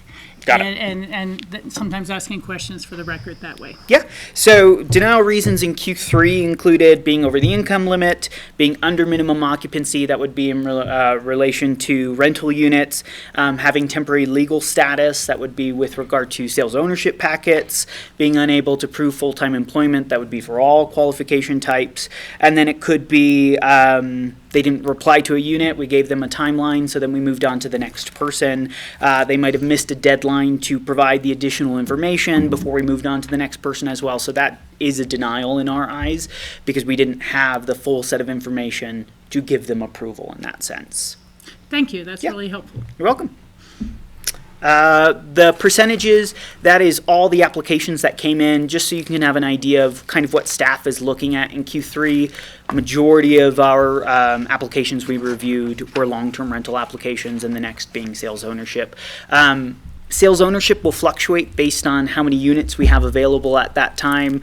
I would assume whenever BG3 comes on, we are going to see a huge percentage of sales ownership applications come in, so that will obviously skew the data. But I think this is where looking at 2022 as a whole in January will give you kind of a better idea of what a typical year might look like. One other thing that would help me, Andrew, is just the real numbers. So not just there were 62 less, but how many total did you have? I can give you those if you'd like them. And then again, next to these percentages, not just that 42% were long-term, but how many? Because I think another thing that we think of is the workload of the staff. And if I'm looking at the chart correctly, did we have 300 applications that needed to be reviewed? Yeah, we had a total of 343. Look at my math. I'm sure some people put in an application, they didn't really care if it was going to be a tax credit rental or a long-term rental. Like there's probably a little bit of crossover, but I think it is helpful for the public to know the volume and how many of these you have to review. Okay, yeah, I can add. I didn't want the slides to be too busy and too much information, and that's why it's all on page 5 for you guys. But again, as Rachel was saying, if you guys want the more information or for the public presentation, I can add those numbers in. All right, any other question on approved or denied slide? Okay, moving on to the next one. This is talking specifically about APCHA managed units. We had an increase of 138 new and or renewed leases. But just kind of as a side note on that, the majority of those were in September, and the majority of those were Marolt. Our seasonal leases start on September 1st, so again, that increase makes sense. In the grand scheme of things, when I take into looking at move-outs next, though, we had a decrease of 92 move-outs. We had a total of 7. And if I take out, nope, I wrote that wrong. The majority of them happened in August, none in July. I do believe on page 7, I call out which properties had those move-outs as well. So we had move-outs, and this is on page 8, my apologies. We had move-outs from Truscott Phase 2, which were 6 of our 7, and 1 from Aspen Country Inn. None from T1, none from Smuggler, and none from Marolt because of how those seasonal leases work. And then for the last bullet point there is just discussing maintenance requests. We had an increase of 16. Those increases were in categories of plumbing, electrical, ground exterior, and common areas.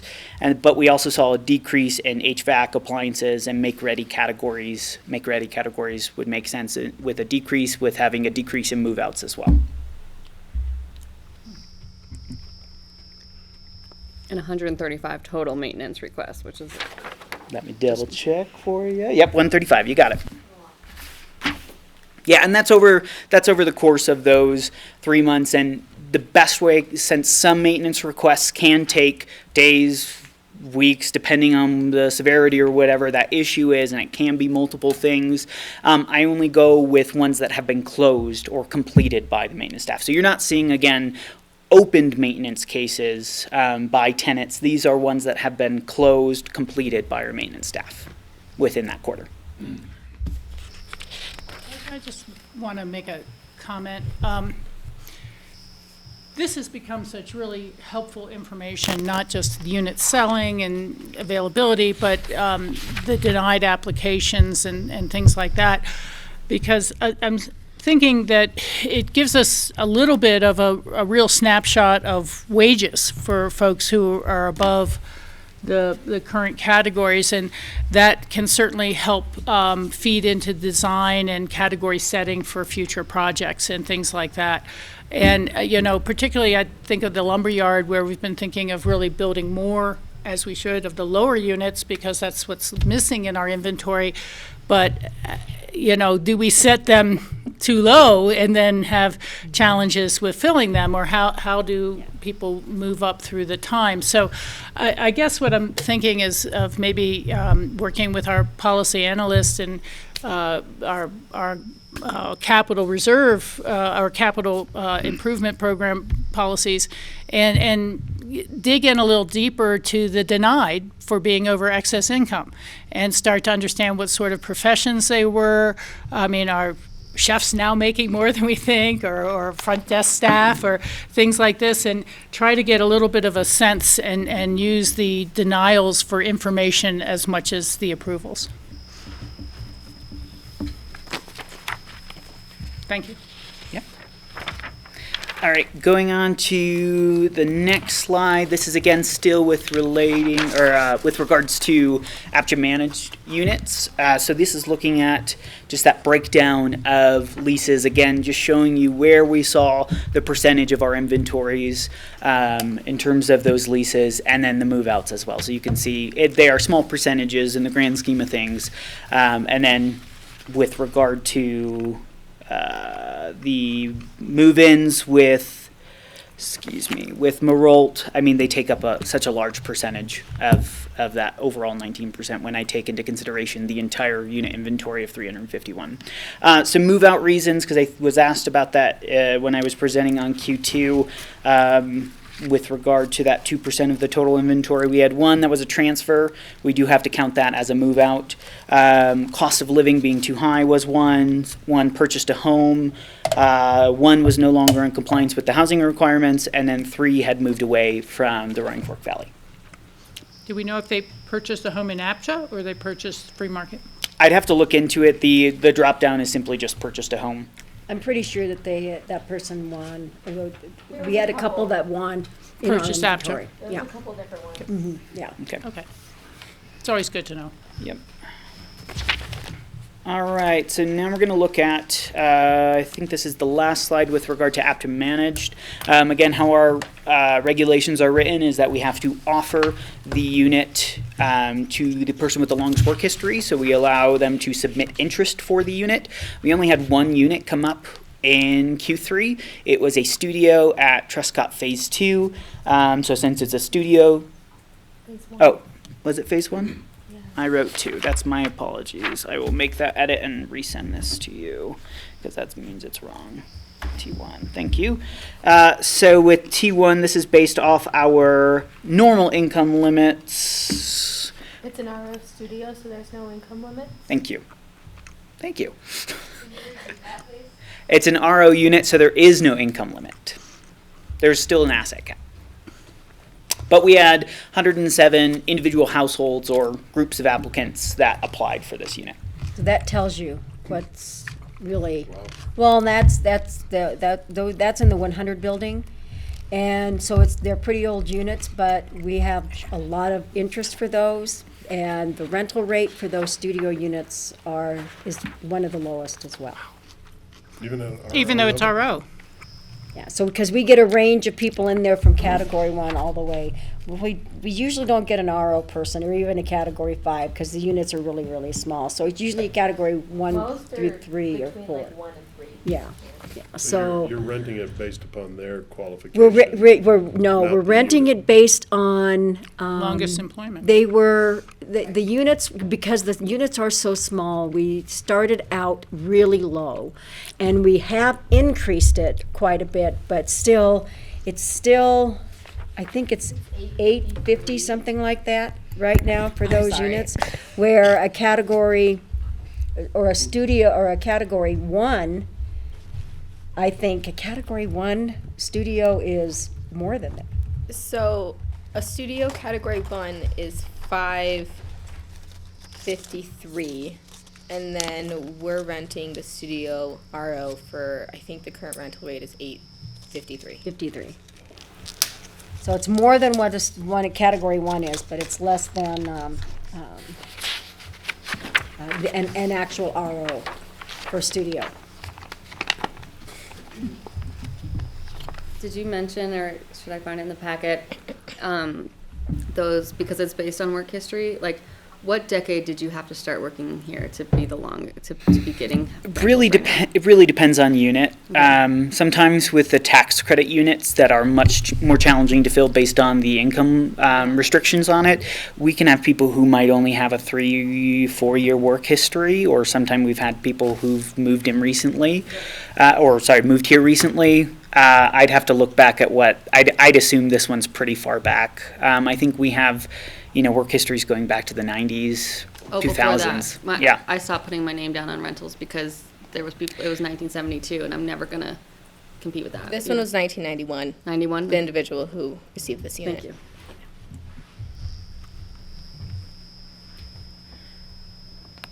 It helps to have a qualification specialist too. All right, I'm going to move into sales and bids in the next few slides. So with regard, we had more listings in Q3 than Q2. We had a total of 10, so we only had 5 in Q2. And then we had more bids. Again, makes sense with more listings. We'd have more bids. We had 113 more bids for a total of 269 bids during Q3. We've had 7 lotteries similar to Q2, and only one of those lotteries ended up being an in-complex winner. So the other 6 were either owning at a different property, owning free market, or owning an APCHA managed rental. And then with regard to the number of units that closed, we had a total of 13, so less than Q2. Again, that just can really depend on when the lottery was, of when that closing happens. I am very much within the quarter structure when I do this reporting, and that's, again, hopefully looking at it from the year perspective will give you a little bit more clarity in terms of overall numbers there. With regards to the units that closed, we had 0 Category 1, 0 Category 2, 3 Category 3, 3 Category 4, 3 Category 5, and 4 RO. That does not mean that all 13 of those went through a lottery process. If they were say a Lazy Glen or an Aspen Village, that doesn't have to sail through the lottery process. All right, looking at a breakdown of bids. Looking at the first section, this is number of bids by bedroom. What I did in the parentheses of the bedroom line is tell you how many units during that quarter were up, just so you can also see. Sure, we saw 70 or 71 bids for 1 bedrooms, but that's between 2 units. We saw 89 bids for 2 bedrooms, but that was between 4 units.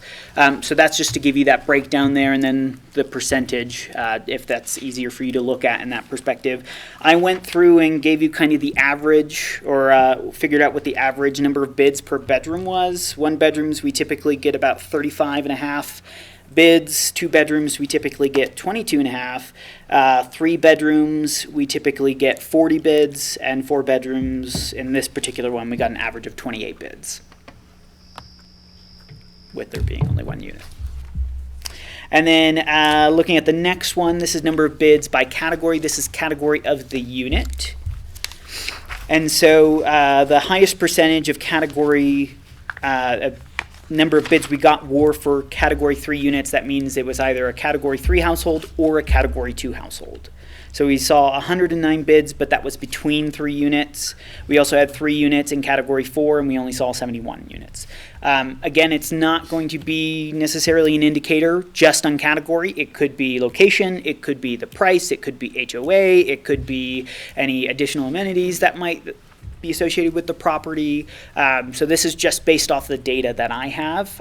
We don't go out and contact the public and say, why did you bid on this one but not on this one? There were some people who bid on, there was 2 Centennial units with 1 unit right in between. One was an N unit. We saw more bids. The other one had units on either side. So there can be a lot of factors of why people decide to bid or not bid. That isn't something we ask. And then last one, this is number of bids by household size. Again, we can see percentage-wise, the larger number of bids came from either single person, no dependents, or 2 adults and no dependents. We did have more multi-bedroom units, 3 and 4 bedrooms in this quarter than we did in Q2. So if we were to compare Q2 to Q3, there is an increase a decrease in those percentages for people with no dependents in these particular scenarios. But it is still showing the majority of bids coming from households with 0 dependents. All right, I went through that very, very quick. So if there is anything within the booklet that you have seen that you need a little bit of additional information on, or if you have any general questions or comments, I try to make some notes and come back in the next report with either suggestions or improvements that you guys are looking for. Yeah, this is more of a comment for the board, but your research and work spurs it. I just want to say that, I've brought to my council or through staff the idea that, if and when the lumberyard really moves forward with rental units, we should try to look to create a program with some of those for people really doing new recruitment into the community, so that people who will not have a work history per se, and perhaps create something where an employer can pay a price to be able to bring in a new recruit, have a minimum of a 2-year lease, something like that, but also have to build in employee protections so that perhaps the employee could buy out the extra payment the employer made if they wanted to, and then move to another employer, things like that, just so doesn't become a company town type of thing. But, if the lumberyard does go forward as it's conceived, you really might have enough units there to be able to say, okay, and now you've proven yourself as a 2-year worker, you were recruited here, you're just still good, we can convert that unit to a longer term rental unit, and one of the others that's a move out now can become the next recruitment unit, and try to create a little more of a program so that people who don't have a 4-year work history or don't have 1991 on their work history and yet have some ability to bring them in. So I've tried to throw some context out there for the staff to think about how we might be able to structure something like that. And then the other is that we really need to build, I believe, move to units at somewhere that we really are attractive to people beyond just this one time we have some free new offerings with Burlingame 3 to be able to say these are move to units. But if we really design something that was more attractive to people to want to leave their 3-bedroom home or their 4-bedroom home and move to, rather than just what unions may randomly come up in the future, I think that would be a plus for the program. I think it's something that's missing from the program. So it'd be nice, even as the city or the county are the ones doing the housing development at some point, and again, maybe that's coming from a retreat or something like that, to be able to offer to those boards, this is where we think you should go with some of your program dollars. Did you pay a consultant to come up with Move 2? I like that. We got that one for free. I like that. A Move 2 location. Move 2, I like that. Yeah. What's that saying? I mean, I'm just concerned that we move somebody that's worked in the valley for 41 years. Well, I don't mean far away. Into a rental. I mean, yeah. What's that? I mean, to me, that's all of a sudden, that's rental for perpetuity until they decide to leave or die. 41 plus moved here at 25, you're 60, 66, 67, you're a retiree almost at that point, right? Yeah. I don't know if I was explaining it wrong. No, I was just, I'm changing subjects, so okay. I apologize. Thank you. But I'm just wondering, I mean, that's kind of, I just worry that, I don't know. Like, do we want that person there in perpetuity in a 3-bedroom or a 1-bedroom is what, you know. Well, at some point, they'll die. So let's stop talking about perpetuity. Yeah.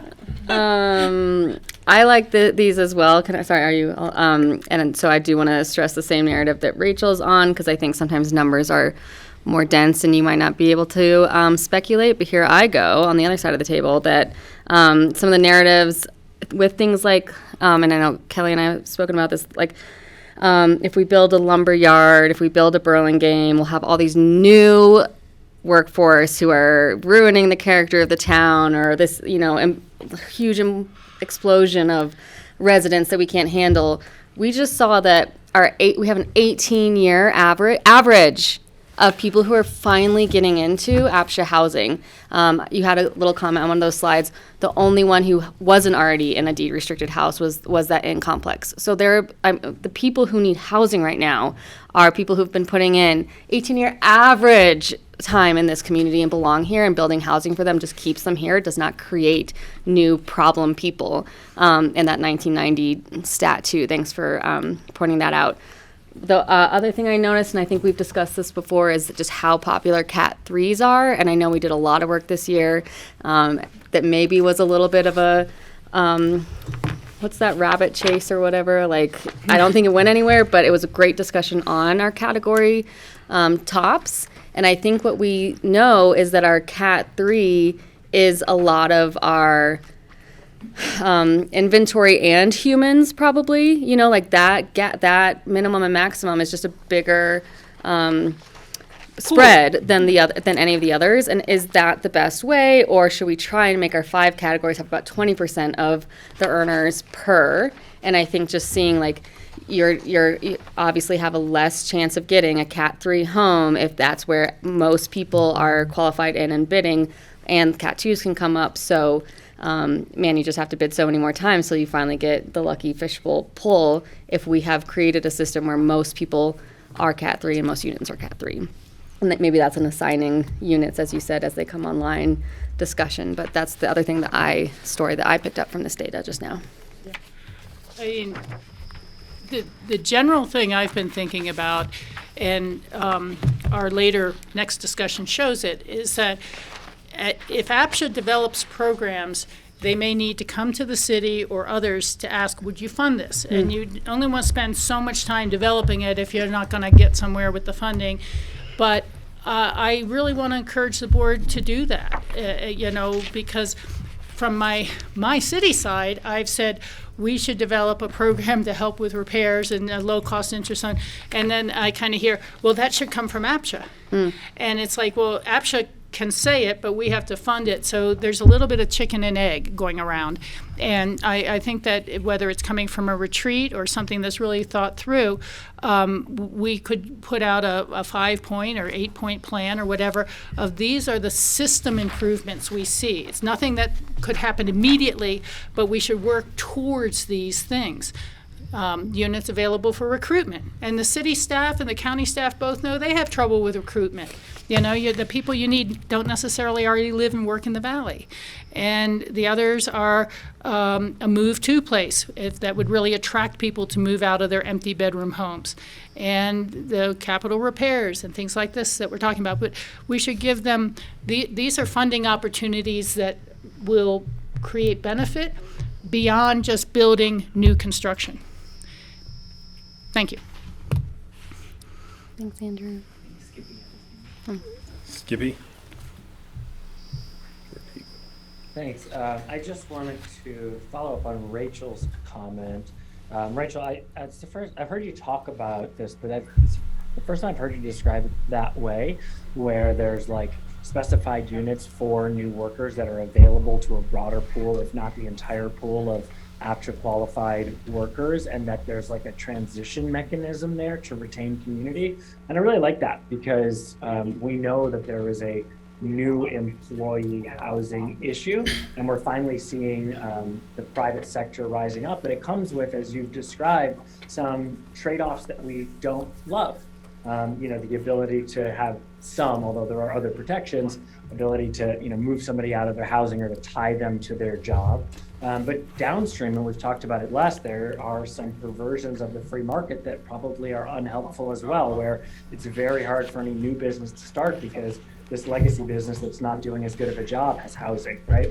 And so insofar as there's a way to address that need from inside the system, I think that's great. So I'd actually really like to see staff here, because there's kind of two barriers, right? First is the regulatory barrier around that transitional piece of the use of the unit. We always hear, oh, well, APCHA can change a deed restriction, but it's going to go to the board. It's going to take all this time. So we couldn't do that on a known rolling basis. So I'd love to see like our staff here give us a sort of broad outline of how that might be possible. The second known hurdle is the funding. We know as a city and a county and city plus county, we're not going to fund all the housing we need. So we do actually need the employers to come in as a financial partner in some way. But as you described, perhaps we could do it as a pool. And so if APCHA staff can kind of work on, is this problem doable around the deed restriction transition? And we can go back to our board and ask our staff to sort of look at, as we've kind of talked about in the credits program the other week, about how we could bring in funding partners into a larger pool for this type of housing. We could actually see this move forward, and I think that's great, and I would ask this board to consider that. Yeah. Not to go too long up for you guys, but this almost bleeds into our next conversations on both of them.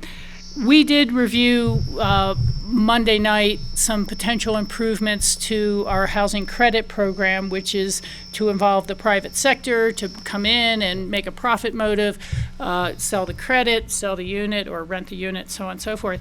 And as our staff has looked at it, they said that they are going to see, or they're hearing from the development community, conflicts with some of the APCHA regulations, and that might be one of the reasons making it harder for the private sector. And so I asked for more specificity, but we don't have it yet. But I don't know if it's things like the 6-month minimum lease that we have to offer a tenant. Now, there will probably be some things that are pretty immovable, that we don't want to tell people you're only here for 2 months and then you pack up, or, that a 6-month minimum lease is reasonable. When you say minimum, you mean that when you have to stay 6 months, or you can only stay 6 months? Mean that you can, when you offer someone a lease, it has to be for at least 6 months. You can't offer a lease for less than 6 months. But the other thing that staff had thrown out, and they were, just bringing big ideas and what can we do, was to help us with our unused bedroom issue. They thought, well, what if you could give someone a housing credit for moving out of a unit, a vacated unit, and then a housing credit for creating that unit. And it's like, no, we can't really double dip and give someone 2 credits. But it's still the concept of a move to place. If you're vacating a unit, we have talked about, are there additional incentives we might be able to offer? And we did the survey and we saw a little this and that, not a lot of great detail. But it'd be great to be able to tell these people building a housing credit program, well, we do have an incentive of paying for someone's moving expenses if they move out of a vacated unit into your project. Or maybe there are some minor incentives that we could offer that would go into that housing credit private sector development program. But that was a clear ask of council last night or Monday night to say, we're going to look at some areas where there may be conflicts that's keeping the private sector out of doing this with our APCHA regs. Now, I don't know what it is. Is it the category pricing or what? Because it wasn't a lot of specificity. But that's another longer discussion to have. And so there are opportunities here that this sort of report really brings up. Well done. Thank you. Thank you. Thank you. All right. Next is right-sizing update on spare bedrooms. And there's Liz. Right on time. Yes, I will share my screen. 1 second. Yeah, she's in a hotel room as well. Yes, I am. One of many of us in a hotel room tonight. She's in Atlanta? Right. Yeah. Yeah, I'm in Atlanta right now, but wish I could be there with you all tonight. Yeah, so have fun there. In person. But so for the first item that I am discussing with you all, it is an analysis on spare bedrooms in the APCHA ownership inventory. It is just a deeper dive on the spare bedrooms we have in the inventory just to help us shape future discussions. And this first really came up during previous right-sizing conversations because there's a few of you just had questions about if all the spare bedrooms really were a product of length of ownership, or what other variables are actually impacting the number of spare bedrooms that we see in the APCHA ownership inventory. So I'm going to go over this analysis with you all, and feel free to ask questions throughout, especially if you just need clarification on a slide. I am happy to answer, and I will try. You might just have to jump in just because I can't really see everybody in the room. Okay. But here we go. So first, as I just mentioned, the goal of this analysis was to just gather more information on spare bedrooms in the inventory. And I'm using the biennial 2021 data, so it's from owners in the 2021 survey.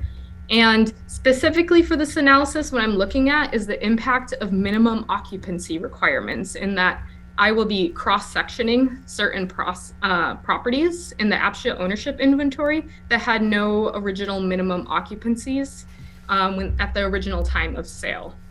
And along with this, we are still going to be looking at retirement the size of units, as in the number of bedrooms, and especially the distribution of number of bedrooms, since that will have an impact on the number of spare bedrooms that a property has as well.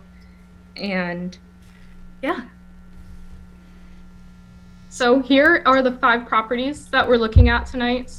And we're going to be comparing these 5 properties to each other, but also to the rest of the inventory as well. So the first 3 are mobile home parks: Aspen Village, Lazy Glen, Woody Creek.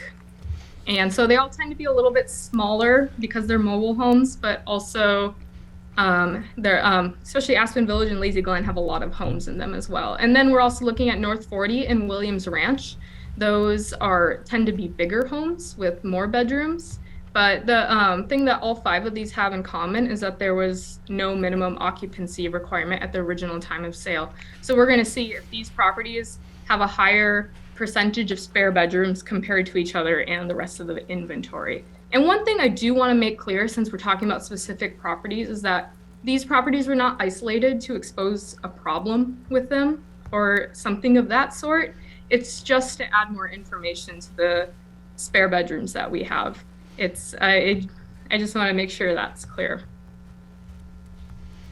So first, I just want to do some level setting, talk about spare bedrooms. You've probably seen a chart like this before from Andrew, and this is just to show, visualize the spare bedrooms, the underutilized bedrooms in the inventory, and where most of them are at as far as house size goes. So in total, 509 spare bedrooms, and most of them are in 3-bedroom homes, but we also have way more 3-bedroom homes, which is why that's happening. So this just kind of helps show why it's important to look, though, at the number of properties in the number of houses in a property and the number of bedrooms in a property as well, because that's going to have a really big impact on the spare bedroom rate in conjunction with the other variables that we're looking at. Liz, just to clarify, this is not just the 5 properties. This is the entire inventory, correct? Entire inventory. I'm starting just looking at entire inventory, and then we'll dive into the specific properties, just for some level setting. And the 1526 is total ownership units, correct? Yes. Okay. So continuing some summary statistics of the total ownership inventory. This chart is to show why it's still important to look at retirement rates in the properties as well. So we see here, retired households on average do have a higher number of spare bedrooms, that 0.74 on average, compared to people who are employed. So that's why I'm also going to look at retirement rate for each property as well, along with spare bedrooms, just to show, compare, really, and since it does have an impact on spare bedrooms. Liz, I have a transparency thing. I want to make it clear that that first category, I'm not currently employed and I'm not retired, that's not like an option in our APCHA application process. We're assuming these people are in between jobs and will be in compliance soon. Is that correct?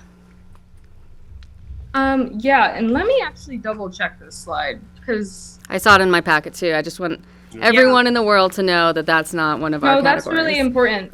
Thank you for bringing that up. Oh, yeah. Yeah, that would be that. Okay, because then we have the I am working. Okay, I got confused for a second. But yes.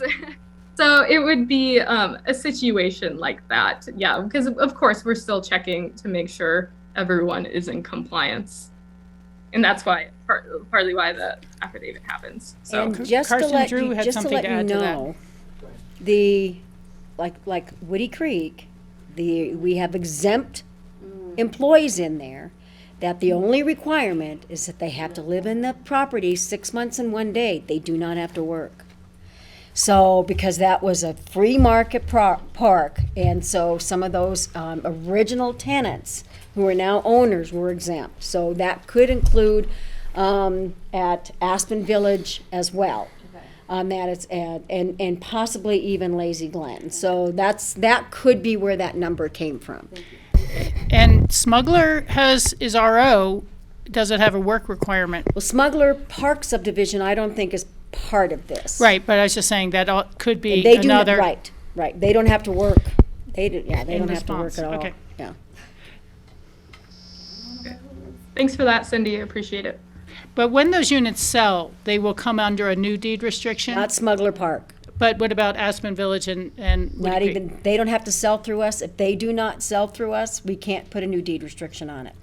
The only time is if the seller and some of these, even in the North 40, if they opt to sell through us, and we do have some, under new deed restrictions where they have to resell through us, and we look at minimum occupancy requirements for the top priority. But not everybody's required to do that. So, and Aspen Village and Lazy Glen, they do not have to list with us, and I would say really 100% of the time, they do not list with us. Okay, that might be an area for us to examine some sort of financial incentives to the HOAs for their ongoing expenses in order for exchanging deed restrictions. Possibly. Thank All right, you. Let's continue, because I think this will continue to be talked about in the future and at the end of this as well. So now we're actually introducing the comparison between the property subset and the rest of the inventory. And I think really the key takeaway here is that the spare bedroom rate in the property subset is significantly higher compared to the rest of the inventory, with it being around 21% of bedrooms being spared, that are spare, and then the rest of the inventory is almost 13%. So it is a lot higher in these properties that don't have original minimum occupancy requirements, but also noting that the retirement rate is higher too, so that could have an influence on that number as well. And next, we're actually going to break it down by property so that we can compare the specific spare bedroom rate by property in the subset. All right. So right now we're looking at the percent of bedrooms that are empty in each property. So the highest one, as you can all see, is Williams Ranch. And the lowest is being Aspen Village. But each of the properties does have a higher spare bedroom rate than the rest of the inventory. And so Lazy Glen and Woody Creek are around the same. So we are going to look at some factors that are maybe impacting this variation across them, but we can say overall that each one of them as a property has a higher spare bedroom rate compared to the rest of the inventory without these.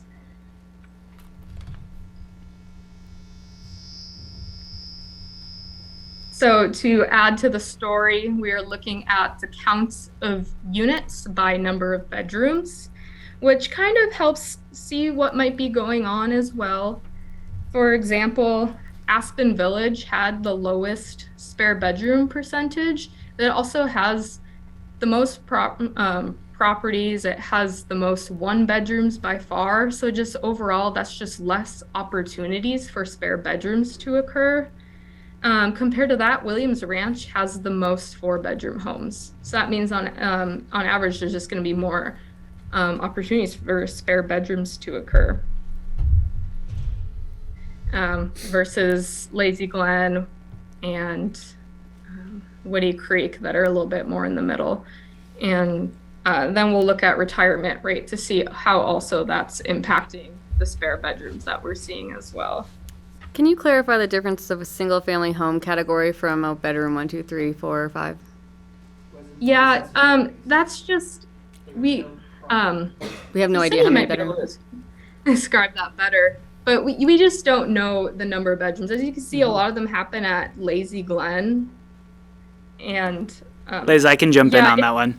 Yeah, go ahead. You So as we were clarifying bedrooms moving into HomeTrek, we were cross-referencing with the assessor's database, and there are a handful, and most of them are Lazy Glen, that were built pre really any of that data even being a part of the assessor's database, so we don't have anything to go against. And since they were free market homes prior to them being deed restricted, it just wasn't something that we've ever had data on. We know what units they are, but it's just not something that we've asked to go into their home and figure out how many bedrooms there actually are classified there. More of a question mark than it is a single family home designation, right? Because the Aspen Village ones, whether they're 2, 3 bedroom, are probably single family homes as well. Skip, you're real quiet. Yeah. Oh, sorry. we really I don't know heard you. if you can hear me. I was just saying, so it's more of a we don't know designation because Aspen Village, for instance, 1, 2, 3, 4 bedrooms, and those North 40, those were single family homes. Right. So the SFH is more of a do not know. Yeah. It's a catch-all. Yeah. The other thing is that at Lazy Glen, and this may or may not be it from the assessor's restaurant, a number of people have pulled them out and put in true modulars, and a modular would no longer be classified as a mobile home for tax purposes and other things, so maybe it's because they've become modulars. I don't know. Updated, once you get that information, number of bedrooms from the assessor, he'd go out. Because they have to get a CO, so they have, Yeah, you get so that the assessor information. then It has seems like that it'd be there, but documentation. I just don't know, it's just a guess. And that's why it's kind of a low number versus, because they have 100 units there, So you're, so, probably these have never changed hands either. yeah. Yeah, more than likely, right. Yeah. All right, was that helpful, Allison? That clarifies that I agree that that category name title could change for clarity, being Okay. that all a lot of our North 40 Williams Ranch are single-family homes. Okay, thank you. All right, next we're gonna look at retirement rate in each of the properties. Since this is gonna have an impact on spare bedrooms as well, and kind of adds a story of what we were seeing. For example, Aspen Village has the highest retirement rate, but also it had the lowest spare bedroom rate. So we can guess that it's probably because of the distribution of types of properties in Aspen Village. There's just less, there's just a lot more smaller homes. Compared to the North 40, that had a much lower spare bedroom rate compared to the other properties in this subset. A lot of larger homes, but it also has the lowest retirement rate, which is showing why we're seeing less spare bedrooms as a whole. And also overall, we should note, again, as shown in the summary statistics earlier, that these properties, except for the North 40, does have a higher retirement rate than the rest of the inventory. So this shows that retirement rate still does have an impact on the amount of spare bedrooms. And retirement rate's sort of a proxy for length of ownership, I should note as well, because it's not just that. But so it's not just minimum occupancy requirement is what I'm kind of getting at. Like it's important and it has a higher. Let me just reset for a sec. So retirement rate still has an impact, even though we are looking at this property subset that has no minimum occupancy requirements. I think it's still important to include the size of units and also retirement rate to it so that we are taking those into consideration as well.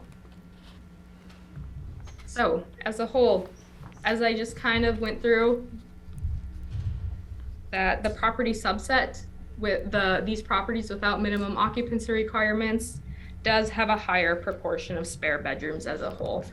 And but along with this, changes in household and also just distribution in units still has implications as well. But if we do take this property subset out of the equation, that leaves us with 318 spare bedrooms total instead of 509.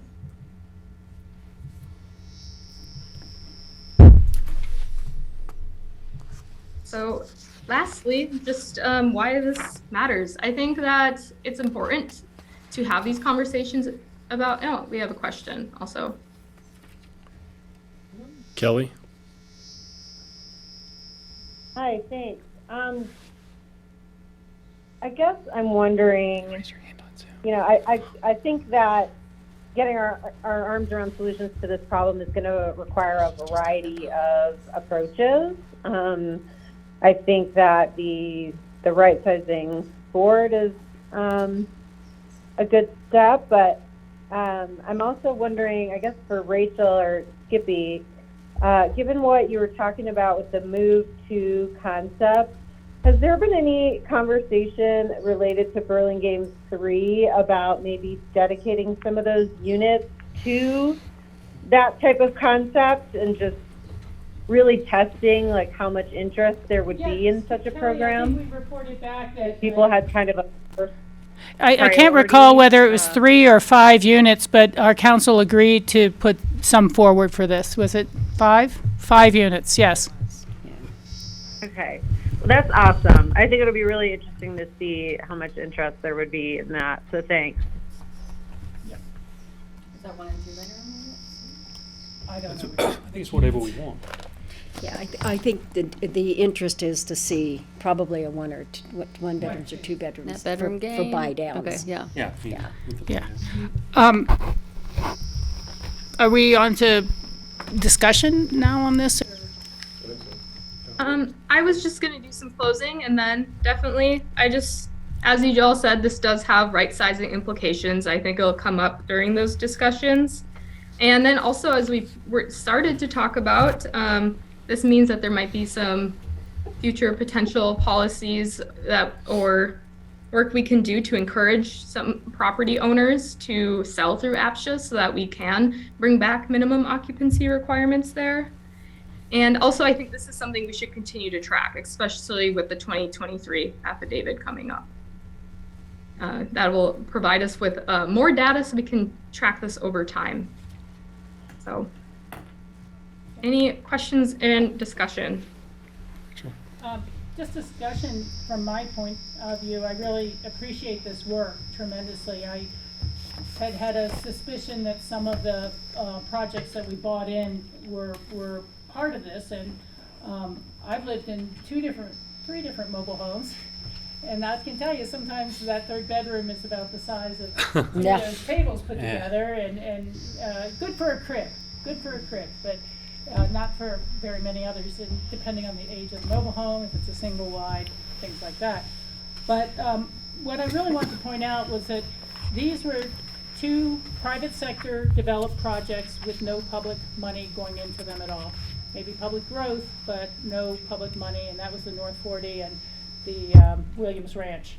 And then the other 3 were projects that were bought in to the system. They were not created by the system, but they were saved by the system from becoming either 10 free market homes at Aspen Village or 3 free market homes at Woody Creek, which the county's now still preserving, and so on and so forth. Because depending on how far back you go, a place like Smuggler would have been able to say, hey, we have the rights to 80 free market home sites here, not just 80 trailer sites. And so there were different accommodations that were made over the time, acknowledging that people had already put their money in, or acknowledging that the private sector developer had the opportunity to choose his tenants and things like that. So it has created some different scenarios. But that's good for us to know what we're dealing with, because you can think about ideas such as creating a cash bonus directly to the seller. That would be only if they sell through APCHA, and only if the new deed restriction will apply to the tenants, requiring minimum occupancy. So there, as Kelly was saying, there's separate sets of solutions for different types of projects. The other thing that I think our board should talk about at some point and think about is if we have a 13% empty bedroom issue in the remaining units that were created by APCHA and the city and the county, what is the appropriate rate? What would be what we can expect and say our policies have brought us to the right place? We know with unemployment, you get up around 7 and 8%, you're having problems.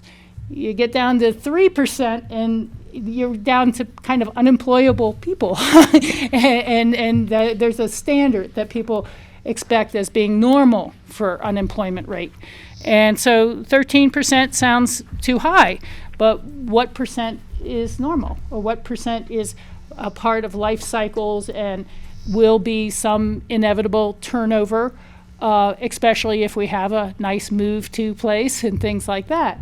So that's just a bigger philosophical question to grapple with. But I don't think we want a zero COVID policy. There's going to be some COVID. There's going to be some vacant bedrooms, as much as we try. You're equating vacancy to COVID. No, I'm saying the zero rate is what I'm trying to say.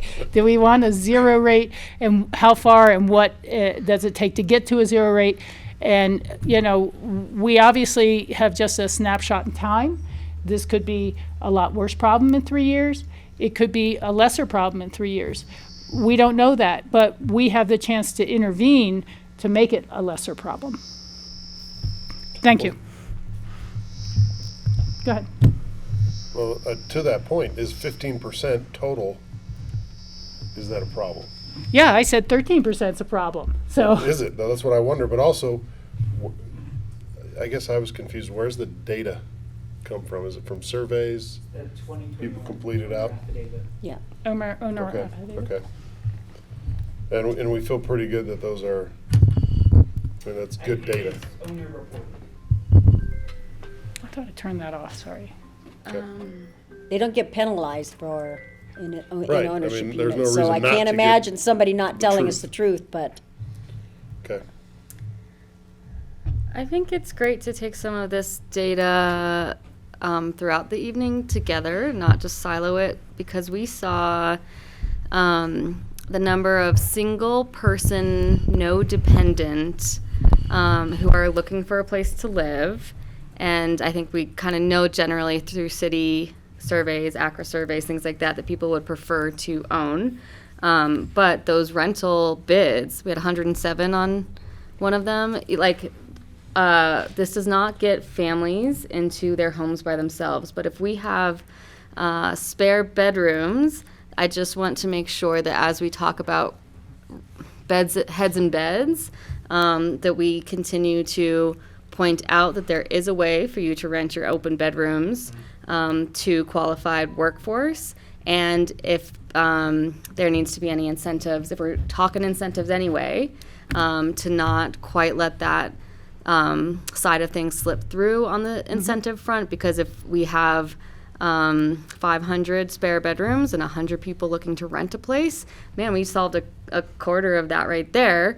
And especially if it's temporary for everyone. You didn't have to sell the home that you raised your kids in. Right. You are getting someone in a house, and they don't have to rent forever. They can still bid in the lottery and eventually win a home of themselves. So I think that would be another way to talk about bedroom gain equations. And I just want to, I don't know who's taking the lead on Rightsizing, Liz, probably you for 2023, to think about that side of incentives as well, please. I think that point in a mortgage environment that's doubled is, I think that's a great point, because there's going to be a lot of people who, you look at swapping and just that extra 3%, 3.5%, 4% on their more on their new mortgage, If they have to get a mortgage. right, is material.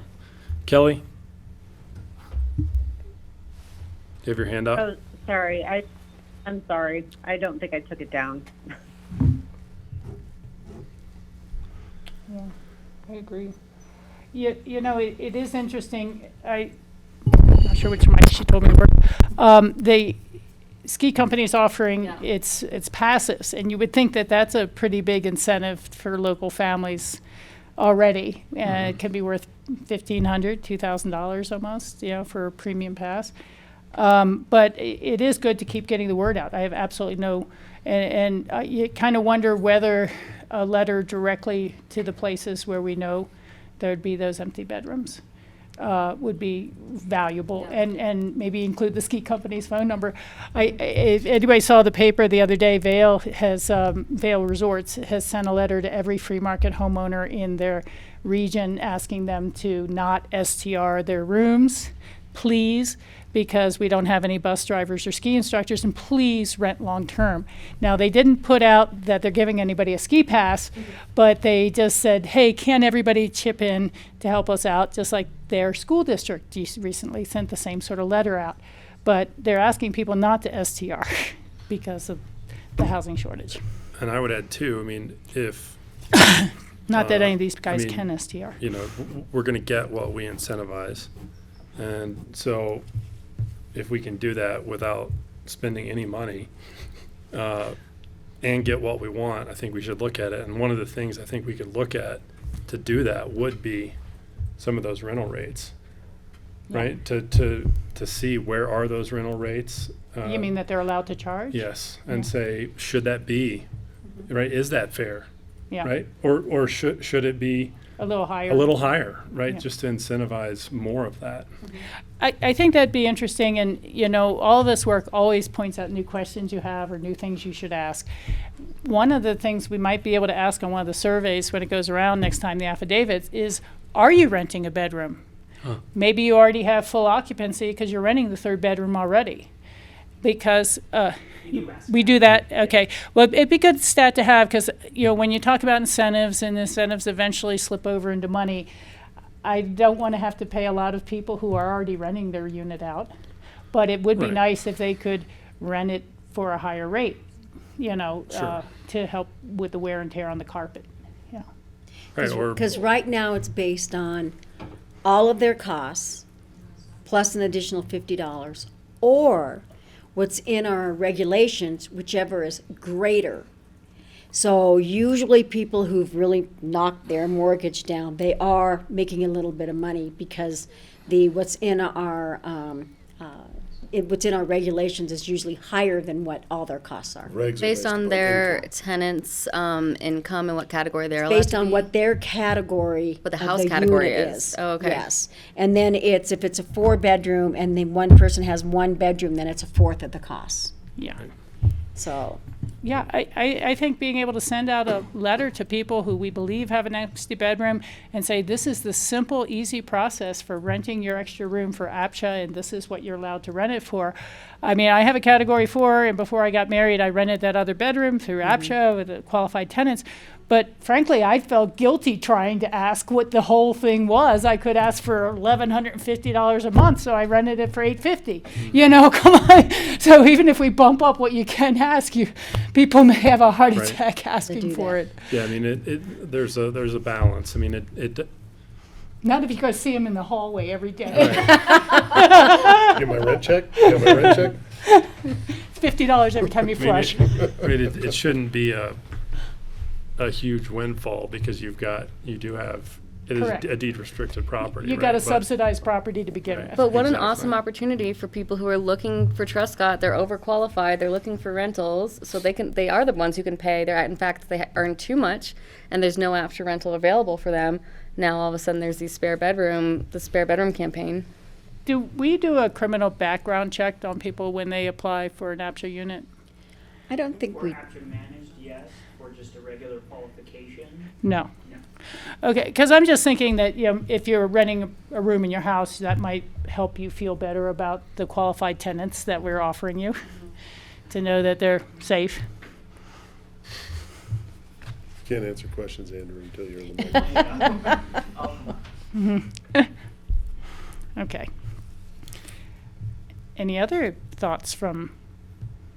Well, I like the idea of incentives, right, and not spending public money when we don't have to, but I do also wonder about just creating a pool of, you know, I don't know the number, pick $1 million and say. See you, Skippy.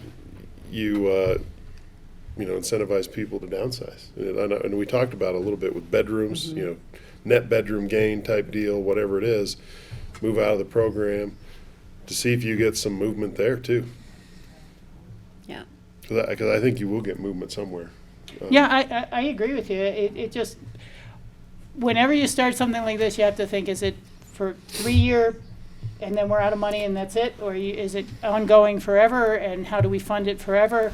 How much of this? Well, you start with a No. pilot, right? I know, I agree, John, and I'm just saying, how much of the turnover will occur naturally if there's actually better places to move to? And how much are you paying for people to move out who are going to be moving out in 5 years or 6 years anyhow? I mean, part of this is we're trying to force bulbs for Christmas. You know, we're trying to get more out of them and force it somehow. And I think that that's right to do that to some extent. But at some extent, you're paying for far more than would naturally occur in the system. Right. And that's why I think that what we're doing now is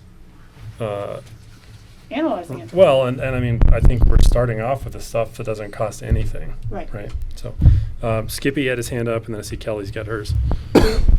Yeah, thanks. really good comments kind of across the board, I think. First, that is super helpful. Rachel, thank you for suggesting this. The number is bigger than I would have imagined, and so I think it's really good information for us and for the community to recognize that a lot of this significant portion of this unused bedroom is actually what we get in exchange for units coming into the system without taxpayer money that we would have never otherwise had any bedrooms, let alone some portion unused. So that's great. And, you know, we got to recognize the 318 remaining ones is 2/3 of the lumberyard, right? So like a $250 to $300 million replacement cost. So we got to see the magnitude of our opportunity here. And as you said, it's also true that those units are forever. These are not. They could be filled for 1 year or whatever. So we have to be mindful of that. But this is a huge opportunity still. And so this is kind of helping me see there's different buckets settling in here.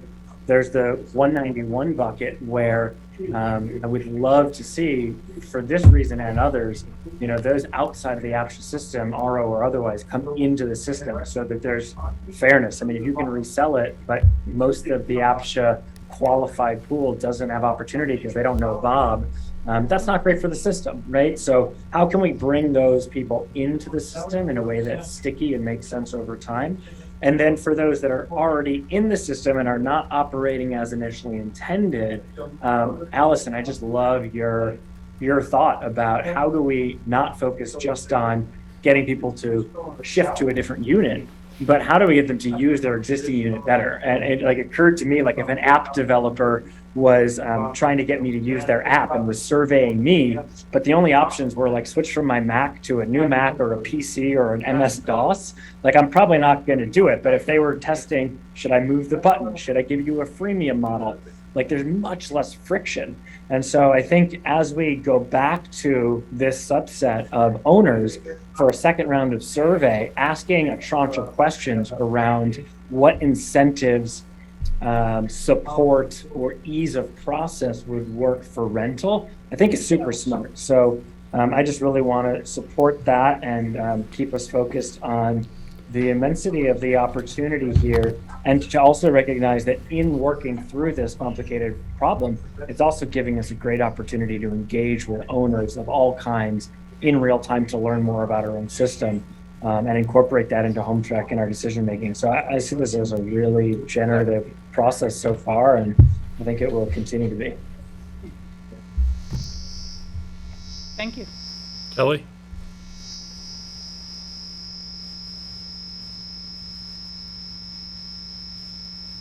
Can you guys hear me? Yes.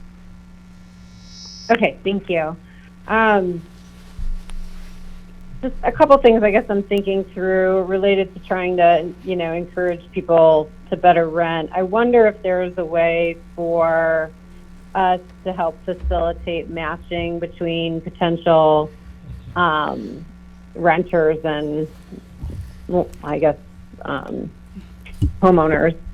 And, you know, because I could see that some people may choose to want a different profile of person staying in their house than someone else. So one thing that I'm thinking about, and then I wonder, have we, or maybe the next time we go out for the biennial survey or something, it would be helpful to know how many people intend to retire in the next 5 to 10 years, or some kind of limited time frame, so that we can be also keeping in mind like the magnitude of the growing problem. I think that lies ahead of us on this. And then finally, I think there will be an opportunity later on down the road that we should take to really kind of focus group with some of the retirees on what they would like to see to help incentivize them, perhaps to move out of the system or move into a different style of housing for them. I continue to be hopeful that maybe there will be a senior housing project in the future that could be an option, but I'd like to understand if that would even be meaningful or not. And yeah, and I think more than what we've asked, some intentional dialogue with people would be very illuminating. I guess I would offer my services if you're still in talks with like the senior center and doing surveys and stuff. I think we talked about getting board members in to discuss things like that. That's a good idea, Kelly. Yeah, and Kelly, I agree on the on facilitation of trying to match renters and owners. I'd written down, rental mix, or that I think the tricky thing there would be finding enough people that wanted to rent so that you didn't have 100 people show up want to talk to one person. Yeah. But something like that could be. The SKICO forms definitely say what kind of renter are you looking for, or allow you to put down your, neighborhood type, house type. So then when the rentees, the tenants, are looking for a good match, they kind of see what the landlord put and can decide like, oh, that's too far away from me, or I'm going to want to party more than this old lady wants me to. So I'm specifically speaking about my mother. So I think there are ways just in the application process or postings that could help with that too. And the criminal background check, obviously with the SKICO program, they do that for their employees, and so it's already there. But I think, of course, like any landlord and tenant, you call they show where they work, right? You can ask for references. You can do some things that make you more comfortable. And we could have a standard lease available. I think we probably do for that. Yeah, I agree with finding ways to do this, and the only thing, I hate to say it, I'm such a geek, I tend to think about what are the liabilities and how do you avoid liabilities. And once you're the one who helps place and match a tenant, if there are later problems, you might be the one on the line for repairs, damages, or lawsuits. So you have to really think about things like that. I know there's also a lot of ins and outs of housing discrimination laws. And when you advertise for rent as an individual, I could say I only want to live with another woman, or a man could say he only wants to live with another man. But when you start turning down a few women, suddenly was that racial discrimination? Was that ageism? Was that what? And, so we'd want to work that through really carefully with Tom Smith and others, because you don't want that person who thought they were helping out the system, but they rejected a few people, end up getting sued for discrimination when they didn't have to rent the room in the first place. So I'm just saying, I agree with you entirely. Yes. I'm just saying, it's not something you snap into. It's more something you have to investigate a lot of different aspects. We have the program. It's not, the best thing about this is that it's not a new program. It's a, you're already allowed to do it. You're already allowed to rent out your room. There's already ways of doing that. No, but if we're matching roommates, is what I said. If we're starting to match people and say, here's a list of 5 qualified people, they match your request for a women, and you turn down the first 3 for some sort of sentence, you didn't like their perfume, the next thing you know, there is housing discrimination liability. So I think the steps are recommunicating with those who we know have spare bedrooms that this program is even available with the amount they're allowed to make. I think that's so smart and helpful, because you might just think it's just a couple hundred and then you don't want to get involved. You see it's a full rent. And then through our next year, talking about what other incentives could be part of this program. First month, we match the first month or something to get those other people who knew about it, just never did it, over the hill. Or maybe we put down the security deposit. No, I totally want to see something like this work. I'm just saying, you have to work it through if you get to that point of us being the matchers.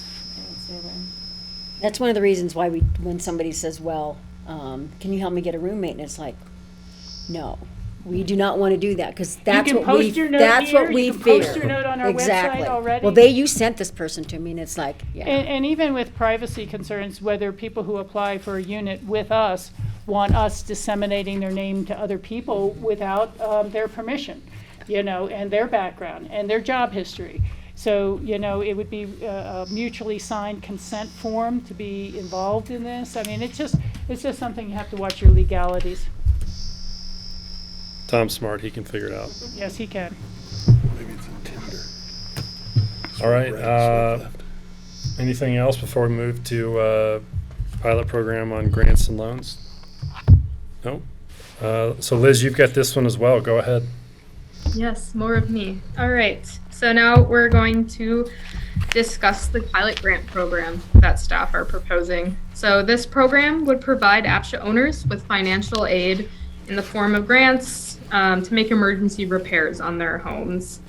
Staff believe that this would be a beneficial program because it both invests in the aging properties in the APCHA inventory, but also it just helps alleviate some of the financial burden, especially with rising construction costs as a whole. And doing it in the form of a pilot program helps us measure and benchmark the need. So before discussion, I'm just going to walk through the outline of the program. And what we're really seeking today is just if the board thinks that staff should continue pursuing and outlining this program. Right now, the details are pretty general, and if this is something the board's interested in, then we can take any feedback today and continue to develop that outline. So, basically, the program would be providing owners with grants up to $5,000 that they would apply for, and the grant and the repairs would have to be emergency repairs. And emergency repairs just means situations that are immediately hazardous to the health and safety of the household and residents. The grants would be limited to one per household. They would have to be in good HOA or compliance standings. Their deed restriction would have to be fully up to date. And there would also be an option for us to have category requirements for grant applicants as well. So just to help frame sort of how the policy would, or program would work, for example, let's say an owner's boiler goes out. So they would go through the form, probably through HomeTrek, and they would describe, have any attachments, have a quote for the repair request. APCHA would take in the request and accept or deny it. If it's accepted, they receive the grant funding, and then they have 60 days after making the repair to upload receipts and invoices for us to verify that the grant funding was used towards the repair. And so depending on the total uptake, we would maybe need to implement a prioritization process. Right now, we're just kind of saying as they come in. And then if there isn't a lot of uptake, we could also discuss during the pilot opening up the repair program for non-emergency but still essential repairs. We recommend that the pilot would run for 12 months. And throughout the process, staff would provide benchmark check-ins and evaluations during and after as well. The proposed need for this project would be $200,000, and we're asking that this would be financially backed actually by the city of Aspen. And due to the nature of this would mean that only houses that are in Aspen city limits would be eligible. Otherwise, if the county were to participate, that would be expanded as well. So that's just the general outline of the program. There's some more details on that memo as well. But now we can start, kick off discussion, what questions you have or input you have as well. And then we can go from there. John. Well, so initially, I mean, you've got two different sets of repairs. Initially, it's going to be emergency. What are we requiring pre-grant? I mean, are we going to require an estimate from a plumber, heating contractor, whatever it is? I mean, we're talking emergency repairs here of a furnace, boiler, whatever went out. So are we going to require some kind of estimate before? The other question is, what about a match? You know, where the beneficiary has to put some kind of funds up as well to get the grant. Or I mean, I replaced my boiler 3 or 4 years ago now. It was 17 grand. Good point. Yeah, and I think that, and then I think too there should be. I think there should be some sort of hardship test, right? I mean, means testing of, right? I mean, if we just open it up right now, yeah, I mean, the neighbor's going to find out about it, and they're going to tell their neighbors, and it'll be gone in a hurry. I think what you're saying is how do we really target it towards the Yeah, greatest need? right. And Yeah, okay, I'm trying to get rid of the buzzing noise. It has to be targeted, because there's limited funds no matter what, and even if it's a $400,000 program, it's gonna be limited funds. I think that there would be a lot of different considerations you'd want to ask. One is the age of the unit. We have units that are 60 and 80 years old that were conversions, and that versus someone, I have an emergency repair and it's 3 years old. You'd have to also make sure there hasn't been negligence and deliberate, disrepair by not maintaining your boiler or whatever component. A broken window. Yeah. Well, but that's where I see you get an estimate from a plumbing contractor, right? He's going to go, all right, the pump's out on your boiler. That's a $1,500 repair. I don't have the money or whatever, but there also might be, this is a 25-year-old boiler, it's shot, you need to replace the whole boiler, and then that's a different story, right? Yeah, I'm just saying these are different things you want to check out. It sounds odd, but I've known projects that had a big problem and people never acted on them while they could have on the warranty from the original construction, or go after the original contractor and things like that. So you are going to want to get a little more detail and make sure it is not homeowner neglect that has caused that issue. I think the age of the unit just will help inform us. It's just something we should know. Are we having to fix projects that were built by a certain contractor just 10 years ago? Or is it because they're really 60-year-old, 80-year-old buildings? It's clear they're not going to be able to put this capital improvement or repair on their resale price, so that's just clear. I think the greatest part about this program is that it would require you to come in and get the new deed restriction. Right. I think that's the most valuable part, and to that part, it might even be worth a little more money, because I'm not sure how many things you can re-roof with $5,000 or whatever, but we'll take that. I do support your means testing, and that might kind of a little bit automatically cut out category RO, resident occupied, no asset, no income limit, no work requirement. I mean, I don't know where we go there. Matthew?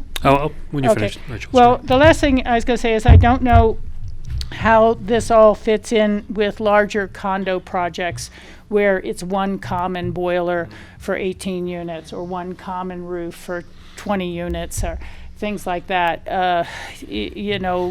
Can 10 different people in the building apply and get one boiler or one roof, or so thinking this is obviously for kind of single family or townhomes that have an individual boiler in them, and maybe some things. So it would come back to me to try to ask, well, how many of our units are really freestanding and how many are just totally dependent on common elements for the big repairs. Maybe that doesn't have to hold up the program till you get there, but as it's set right now, it would sound like it's really a program primarily for single-family homes or maybe townhomes. And at what point do we, make sure it's something available to all types of units? And it could be somebody who they are a lower category, or there's been so much that has come up that they could have be a the lot special of debt, assessment and towards their those. refrigerator totally died. Yeah. And they just don't have it. No, So I'm they're- okay with this. Yeah. I'm really okay with So it. it's I'm just saying looking- we so it's need looking to at that, too. think about Yeah. what we really target with it, and a little bit of local match or skin in the game's not a bad idea at all. Yeah. Let's go to Kelly. Matthew had a Kelly comment and on my Skippy. comment. Oh. I definitely agree with these points, and they're good things to consider. I just want to bear in mind that running a pilot program, we want to try and keep it clean to flesh out, find the information, and see what that's part of the point. The pilot is to some extent throw it open and see what's happening, which is why we're trying to keep it contained. So, within broad parameters, like John said, maybe a match, but I'd be hesitant with a pilot program putting in too much extra administrative burden on running the program. For example, a means test, that sounds great, but what does that actually mean? And for a pilot program, that would be a much bigger administrative burden, for example. Like, I would be okay with just under penalty of perjury. I'm good with that. Like, if somebody signs it and says, Can't afford it. I can't afford it, I need it, great. Well, and that goes to that match thing that I was trying to finish. Yeah, was- so as we discussed, the pilot, it doesn't the pilot doesn't have to be perfect. Yeah. The Right. pilot's going to find information, and then we can take it back to you guys and say, okay, let's fiddle here, let's adjust that, let's maybe a different kind of means test, or these are the kind of people who have been applying, and we can adjust it. Yeah. But that's just a conceptual point. I agree with that entirely, and maybe I'm a little sensitive to if someone falls between the cracks and they have a category 3, but they've over 20 years now earning $250,000 a year, and we get caught giving out a $5,000 grant with someone earning $250,000 a year. I can read the opinion piece already. Right. So that's why some level of means testing or affidavit is really necessary to protect the program integrity and the taxpayer dollar. They should be driving Kelly, Skippy. Can you hear me? Yes. Okay, thank you. Thank you. I appreciate you guys bringing this forward to us. I'm very excited about it, and I would be interested to see what interest there and need there is out there. I think I would want staff to come back to us pretty quickly if they see this diminishing very quickly, or running. Having questions about whether they think people really can't afford the repairs that they say they need to make right now. I thought I read that there was some contemplation of a loan aspect of this, and I don't know if that is thought for a phase 2, if this pilot project would continue on. So can I just get some quick clarification about that? And then I have another comment. Yeah, Kelly, right now it's a grant, not a loan. Okay. Okay. I would like to bring this back to Pitkin County and see if there's any interest in participating in this. We do have, just many of these mobile home parks, I think, probably could really benefit from something like this. And I want to probe a little bit. I mean, Rachel had mentioned, that owners who have neglected their properties should not qualify. I just want to understand that a little bit. I mean, part of this to me seems like maybe it could help exactly those people who've not been able to invest and have just been underwater financially for a long time. This could actually be really meaningful for them. So I'm curious as to what you were thinking about that. Yeah, thank you, Kelly, for asking. I was just thinking about actually historic preservation, and we have a rule against demolition by neglect, and just basically allowing it to fall down on its own by not caring for it. And,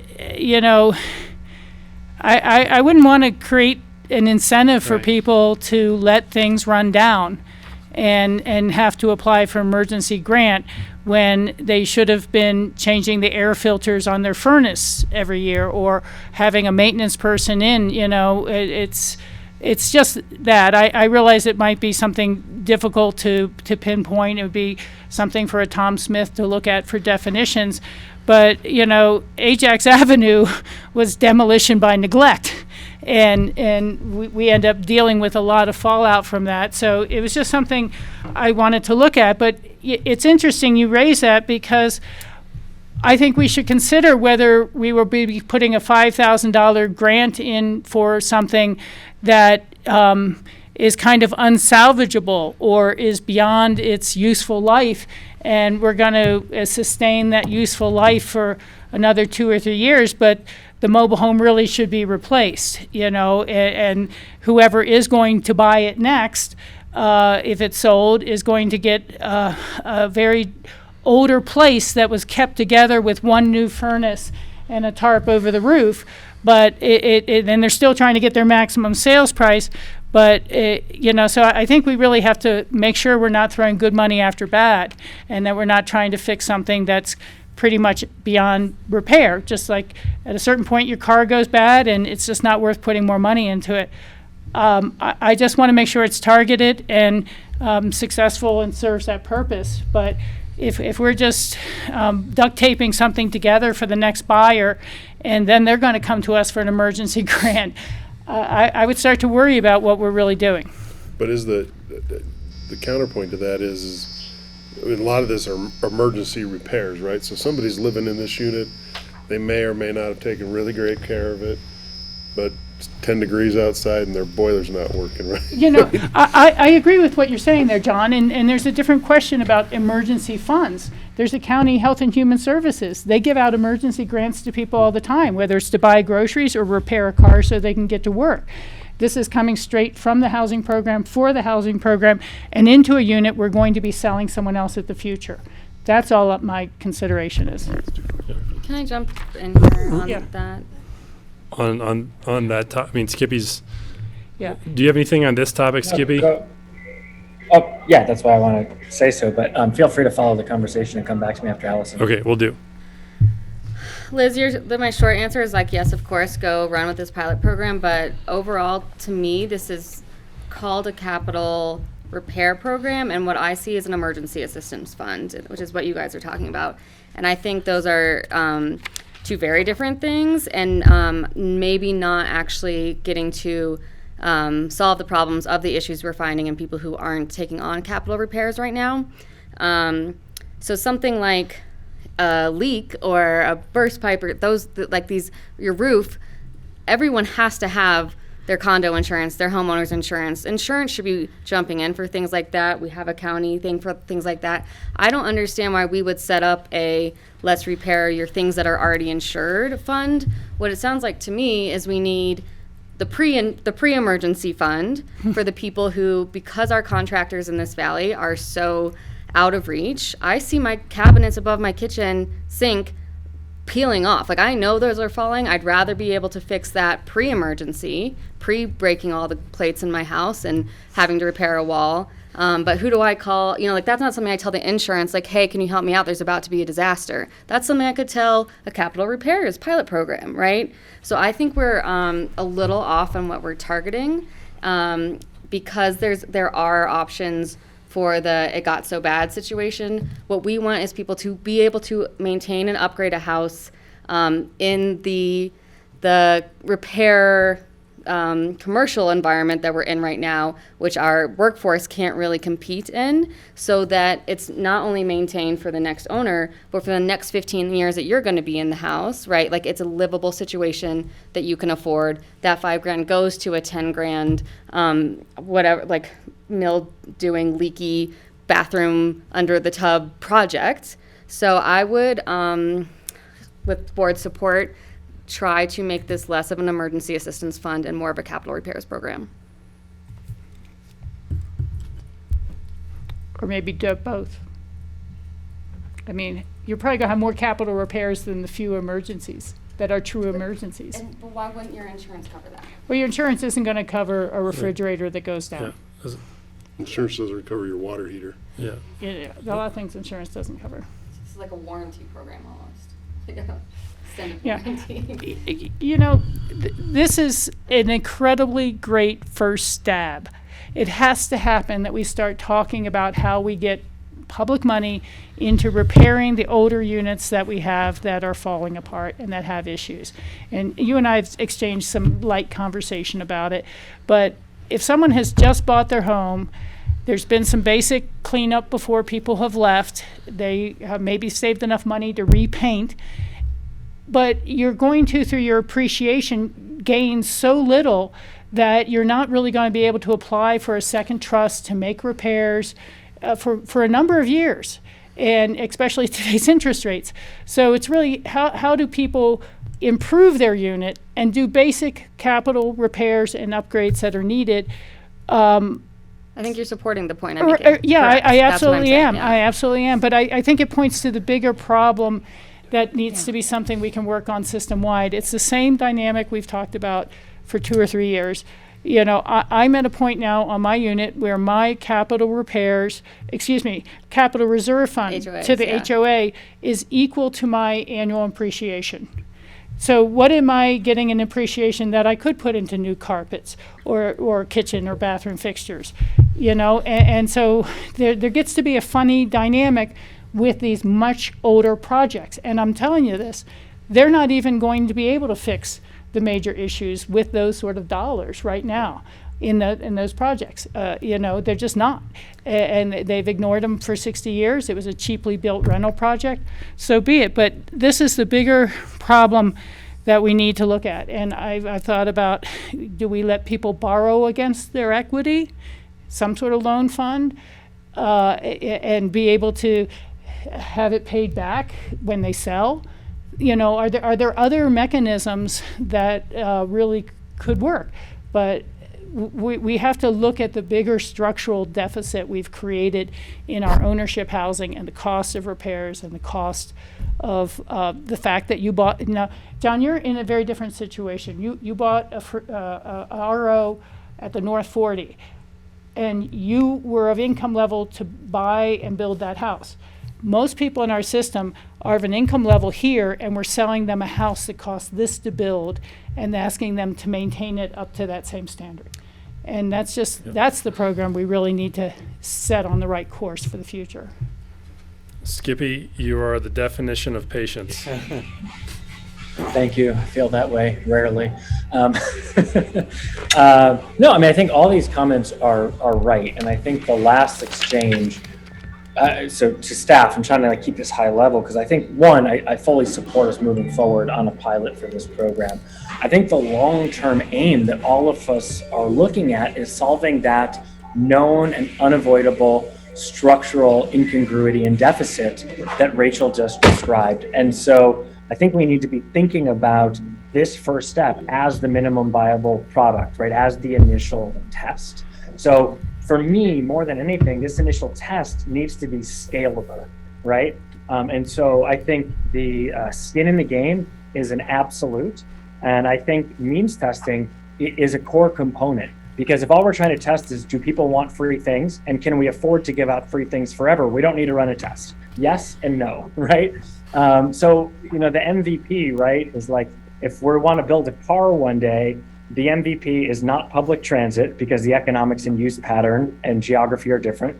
The MVP is not a wheel. It's not a constituent part. It's the smallest version of the thing that we ultimately want to do that would have the same use.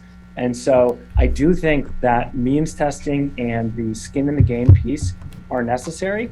If that means scaling down either the window of opportunity to avoid complexity on the staff level, right? So maybe it's we don't allow for RO, maybe it's that we don't allow for X, Y, and Z, because we just know they're going to be more complicated to get those pieces right. And so for now, it's just not available to you and we will come back later. Then I think that's appropriate. If we need to make this for less people, so that we can be more hands-on and more specific about the application of those tools, then I think that's fine. But I think ultimately we want to create the smallest version of the operation of that larger system that will be specifically available to all APCHA owners so that they can get maintenance and upkeep at a cost that is affordable to someone who paid a less than market rate. And if we can show in small measure that that works, then we can go to the next step of, you know, how do we get funding and or expand that program? Liz, I think you could address, I guess, my concerns by not having a tiered phase 1 and 2. Like, I think this program does suggest that pre-emergency is worth financing. And I guess, so my request as you continue to tweak would maybe to make those all qualified reasons to request. Matthew? So if I'm getting this from the board, I've got 3 big things for us to consider, which is skin in the game. So, you know, not paying for the whole project, some percentage of it. Some match, there we go. A means test, and then not strictly on emergency repairs, but also on essential repairs. Those Well, let me finish the point I had way back. Sorry. So, like a boiler costs 17 Yeah. grand or some number. $5,000 helps, depending on who it is. So they're going to come in with 12, we come in with 5 or some number. That seems reasonable. A water heater is $1,000 probably to replace, depending on what it is. Is it 500? Is it 250? 750? I think there needs to be some creativity on that too, where you're match up to $5,000. yeah, or something. I don't know. I don't need. I'm fine if you did 75% and they came in with 25%. I'm just. Yeah. Things cost differently, right? Yeah, I was thinking, what should the match level be? And, you see other government entities offering you money for things, and then it's a 50% match, and most of the communities who need it the most can't participate. So you don't want it too high. 10% might be too low, but you take care of something better when you've put your own money into it. And so I think that there's some level of match. It'd be nice to find the simplest type of means testing. And, I was using the term necessity as opposed to essential, but we do want to make sure it's not a matter of taste. I mean, I have some really lousy cabinets in my unit that I took from another unit when they moved them out, and we put them up, but they work okay. But that's probably very different from what you're saying. But I'm not trying to. It would be great if we could just use our capital repairs. We already have qualifications, right, of what's going to go towards your. We already know what so let's qualifies just use, as a capital repair exactly. and used as a necessity, so it's not amenity or personal taste type of change. The other thing we have is our new inspection process. Like the things that I know that are causing danger in my house, I knew when I bought the house too, the seller had no interest in meeting me on solving those, right? Because she knew there were 60 people behind me. So I think we're not going to be as surprised as we think for a lot of things. That I think things that came up in inspection or in any recent sale might be a really good piece of something to submit in your form when you're applying for it, because someone showed, and especially now that we have one that we if that's required and one that we go to, that can be defense of I wouldn't make an inspection a requirement, but you could offer a free inspection at the same time, and then people could find out what else they need to do with their home. Well, the other part of that Matthew, that we left out was an estimate or something. Yeah. Right? Yeah. Great. Thanks. Kelly? Thanks. I guess I'm wondering if it would be helpful if we brought back some information from Human Services about the types of assistance that they would provide related to this topic. They will means test.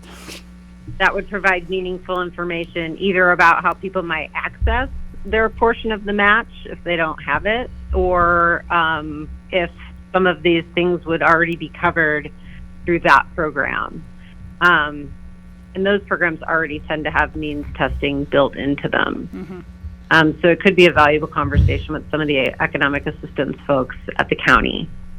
And then I also would potentially suggest, and this research maybe was already done by Liz, but I think that what do they call them? The loan guidelines for these type of programs that other housing authorities already have in place, their underwriting rules might provide some food for thought for us to think about again, how they may means test people and what they qualify expenditures for. So just some additional info that could help us make a decision. But I like where this is going. I would also potentially suggest, if there's any board support or interest in contemplating narrowing the program to be for kind of stick-built or modular, more permanent structures rather than mobile homes that are going to eventually reach an end of life. Since we have like a limited fund. I just want to address the concern that I think Rachel had raised about, are we throwing good money after bad? I support you, Kelly, and I guess I just want to clarify because it came up. Condos would be eligible for this even for the pilot. It would have benefits these bigger purchases for a single family home more, but no one's disqualified based on unit type right now, right? Talk a little bit about category. Yeah, but I think that's great. I guess I'm just thinking maybe it's for, standalone units, that it would be targeted more towards like modular single family home type units rather than a mobile home that is eventually just going to get pulled out and replaced. I absolutely agree with that, Kelly. And then I'm also just hoping it also includes like paint in of all of our condominiumized stock, where the HOA wouldn't be able to take in, but we know that that's not going to be a fun unit for someone to buy if capital repairs don't happen. Sure.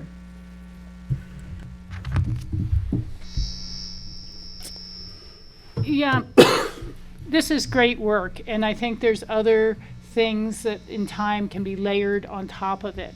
Maybe. I mean, that's what I think. Exactly. Yeah, maybe you can create what is a loan fund and loan people part of their own equity to the extent they have it. It might work more for people who've had their units for 20 years than people who've just bought 2 or 3 years ago and have problems remaining that they need to fix.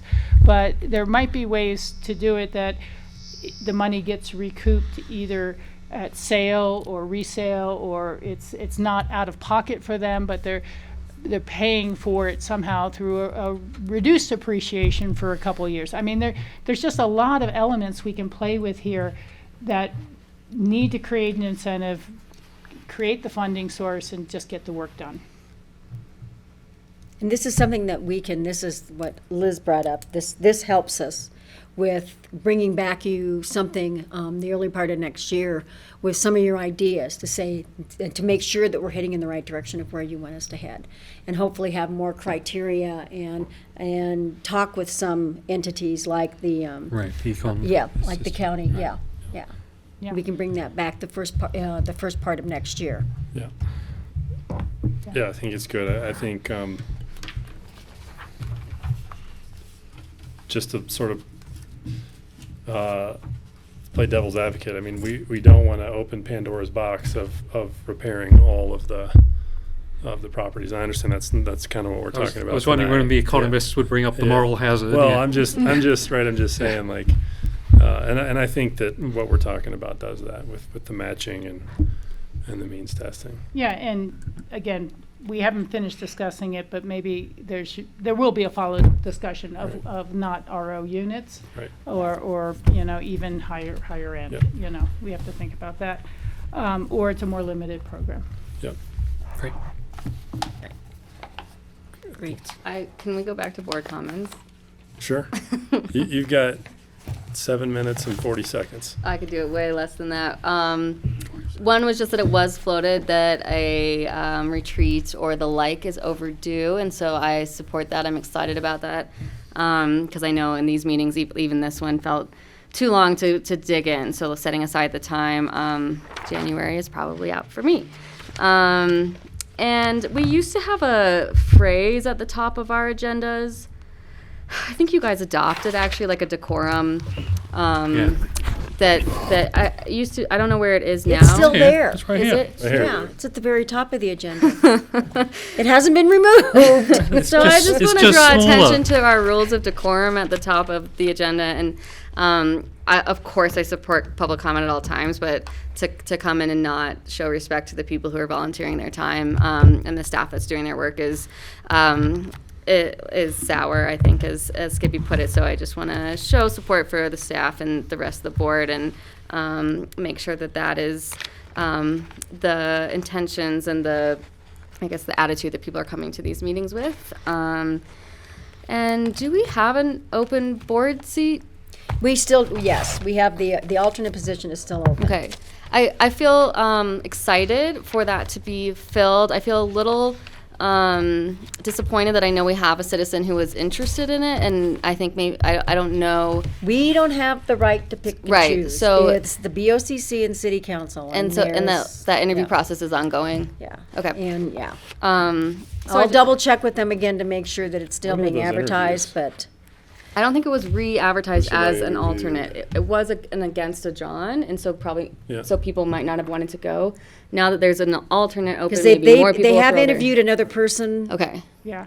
obviously. We have, September. and Yeah. I can't say what the status of that is. I I know they've interviewed two people, Oh, great. and one person didn't even know what APCHA was.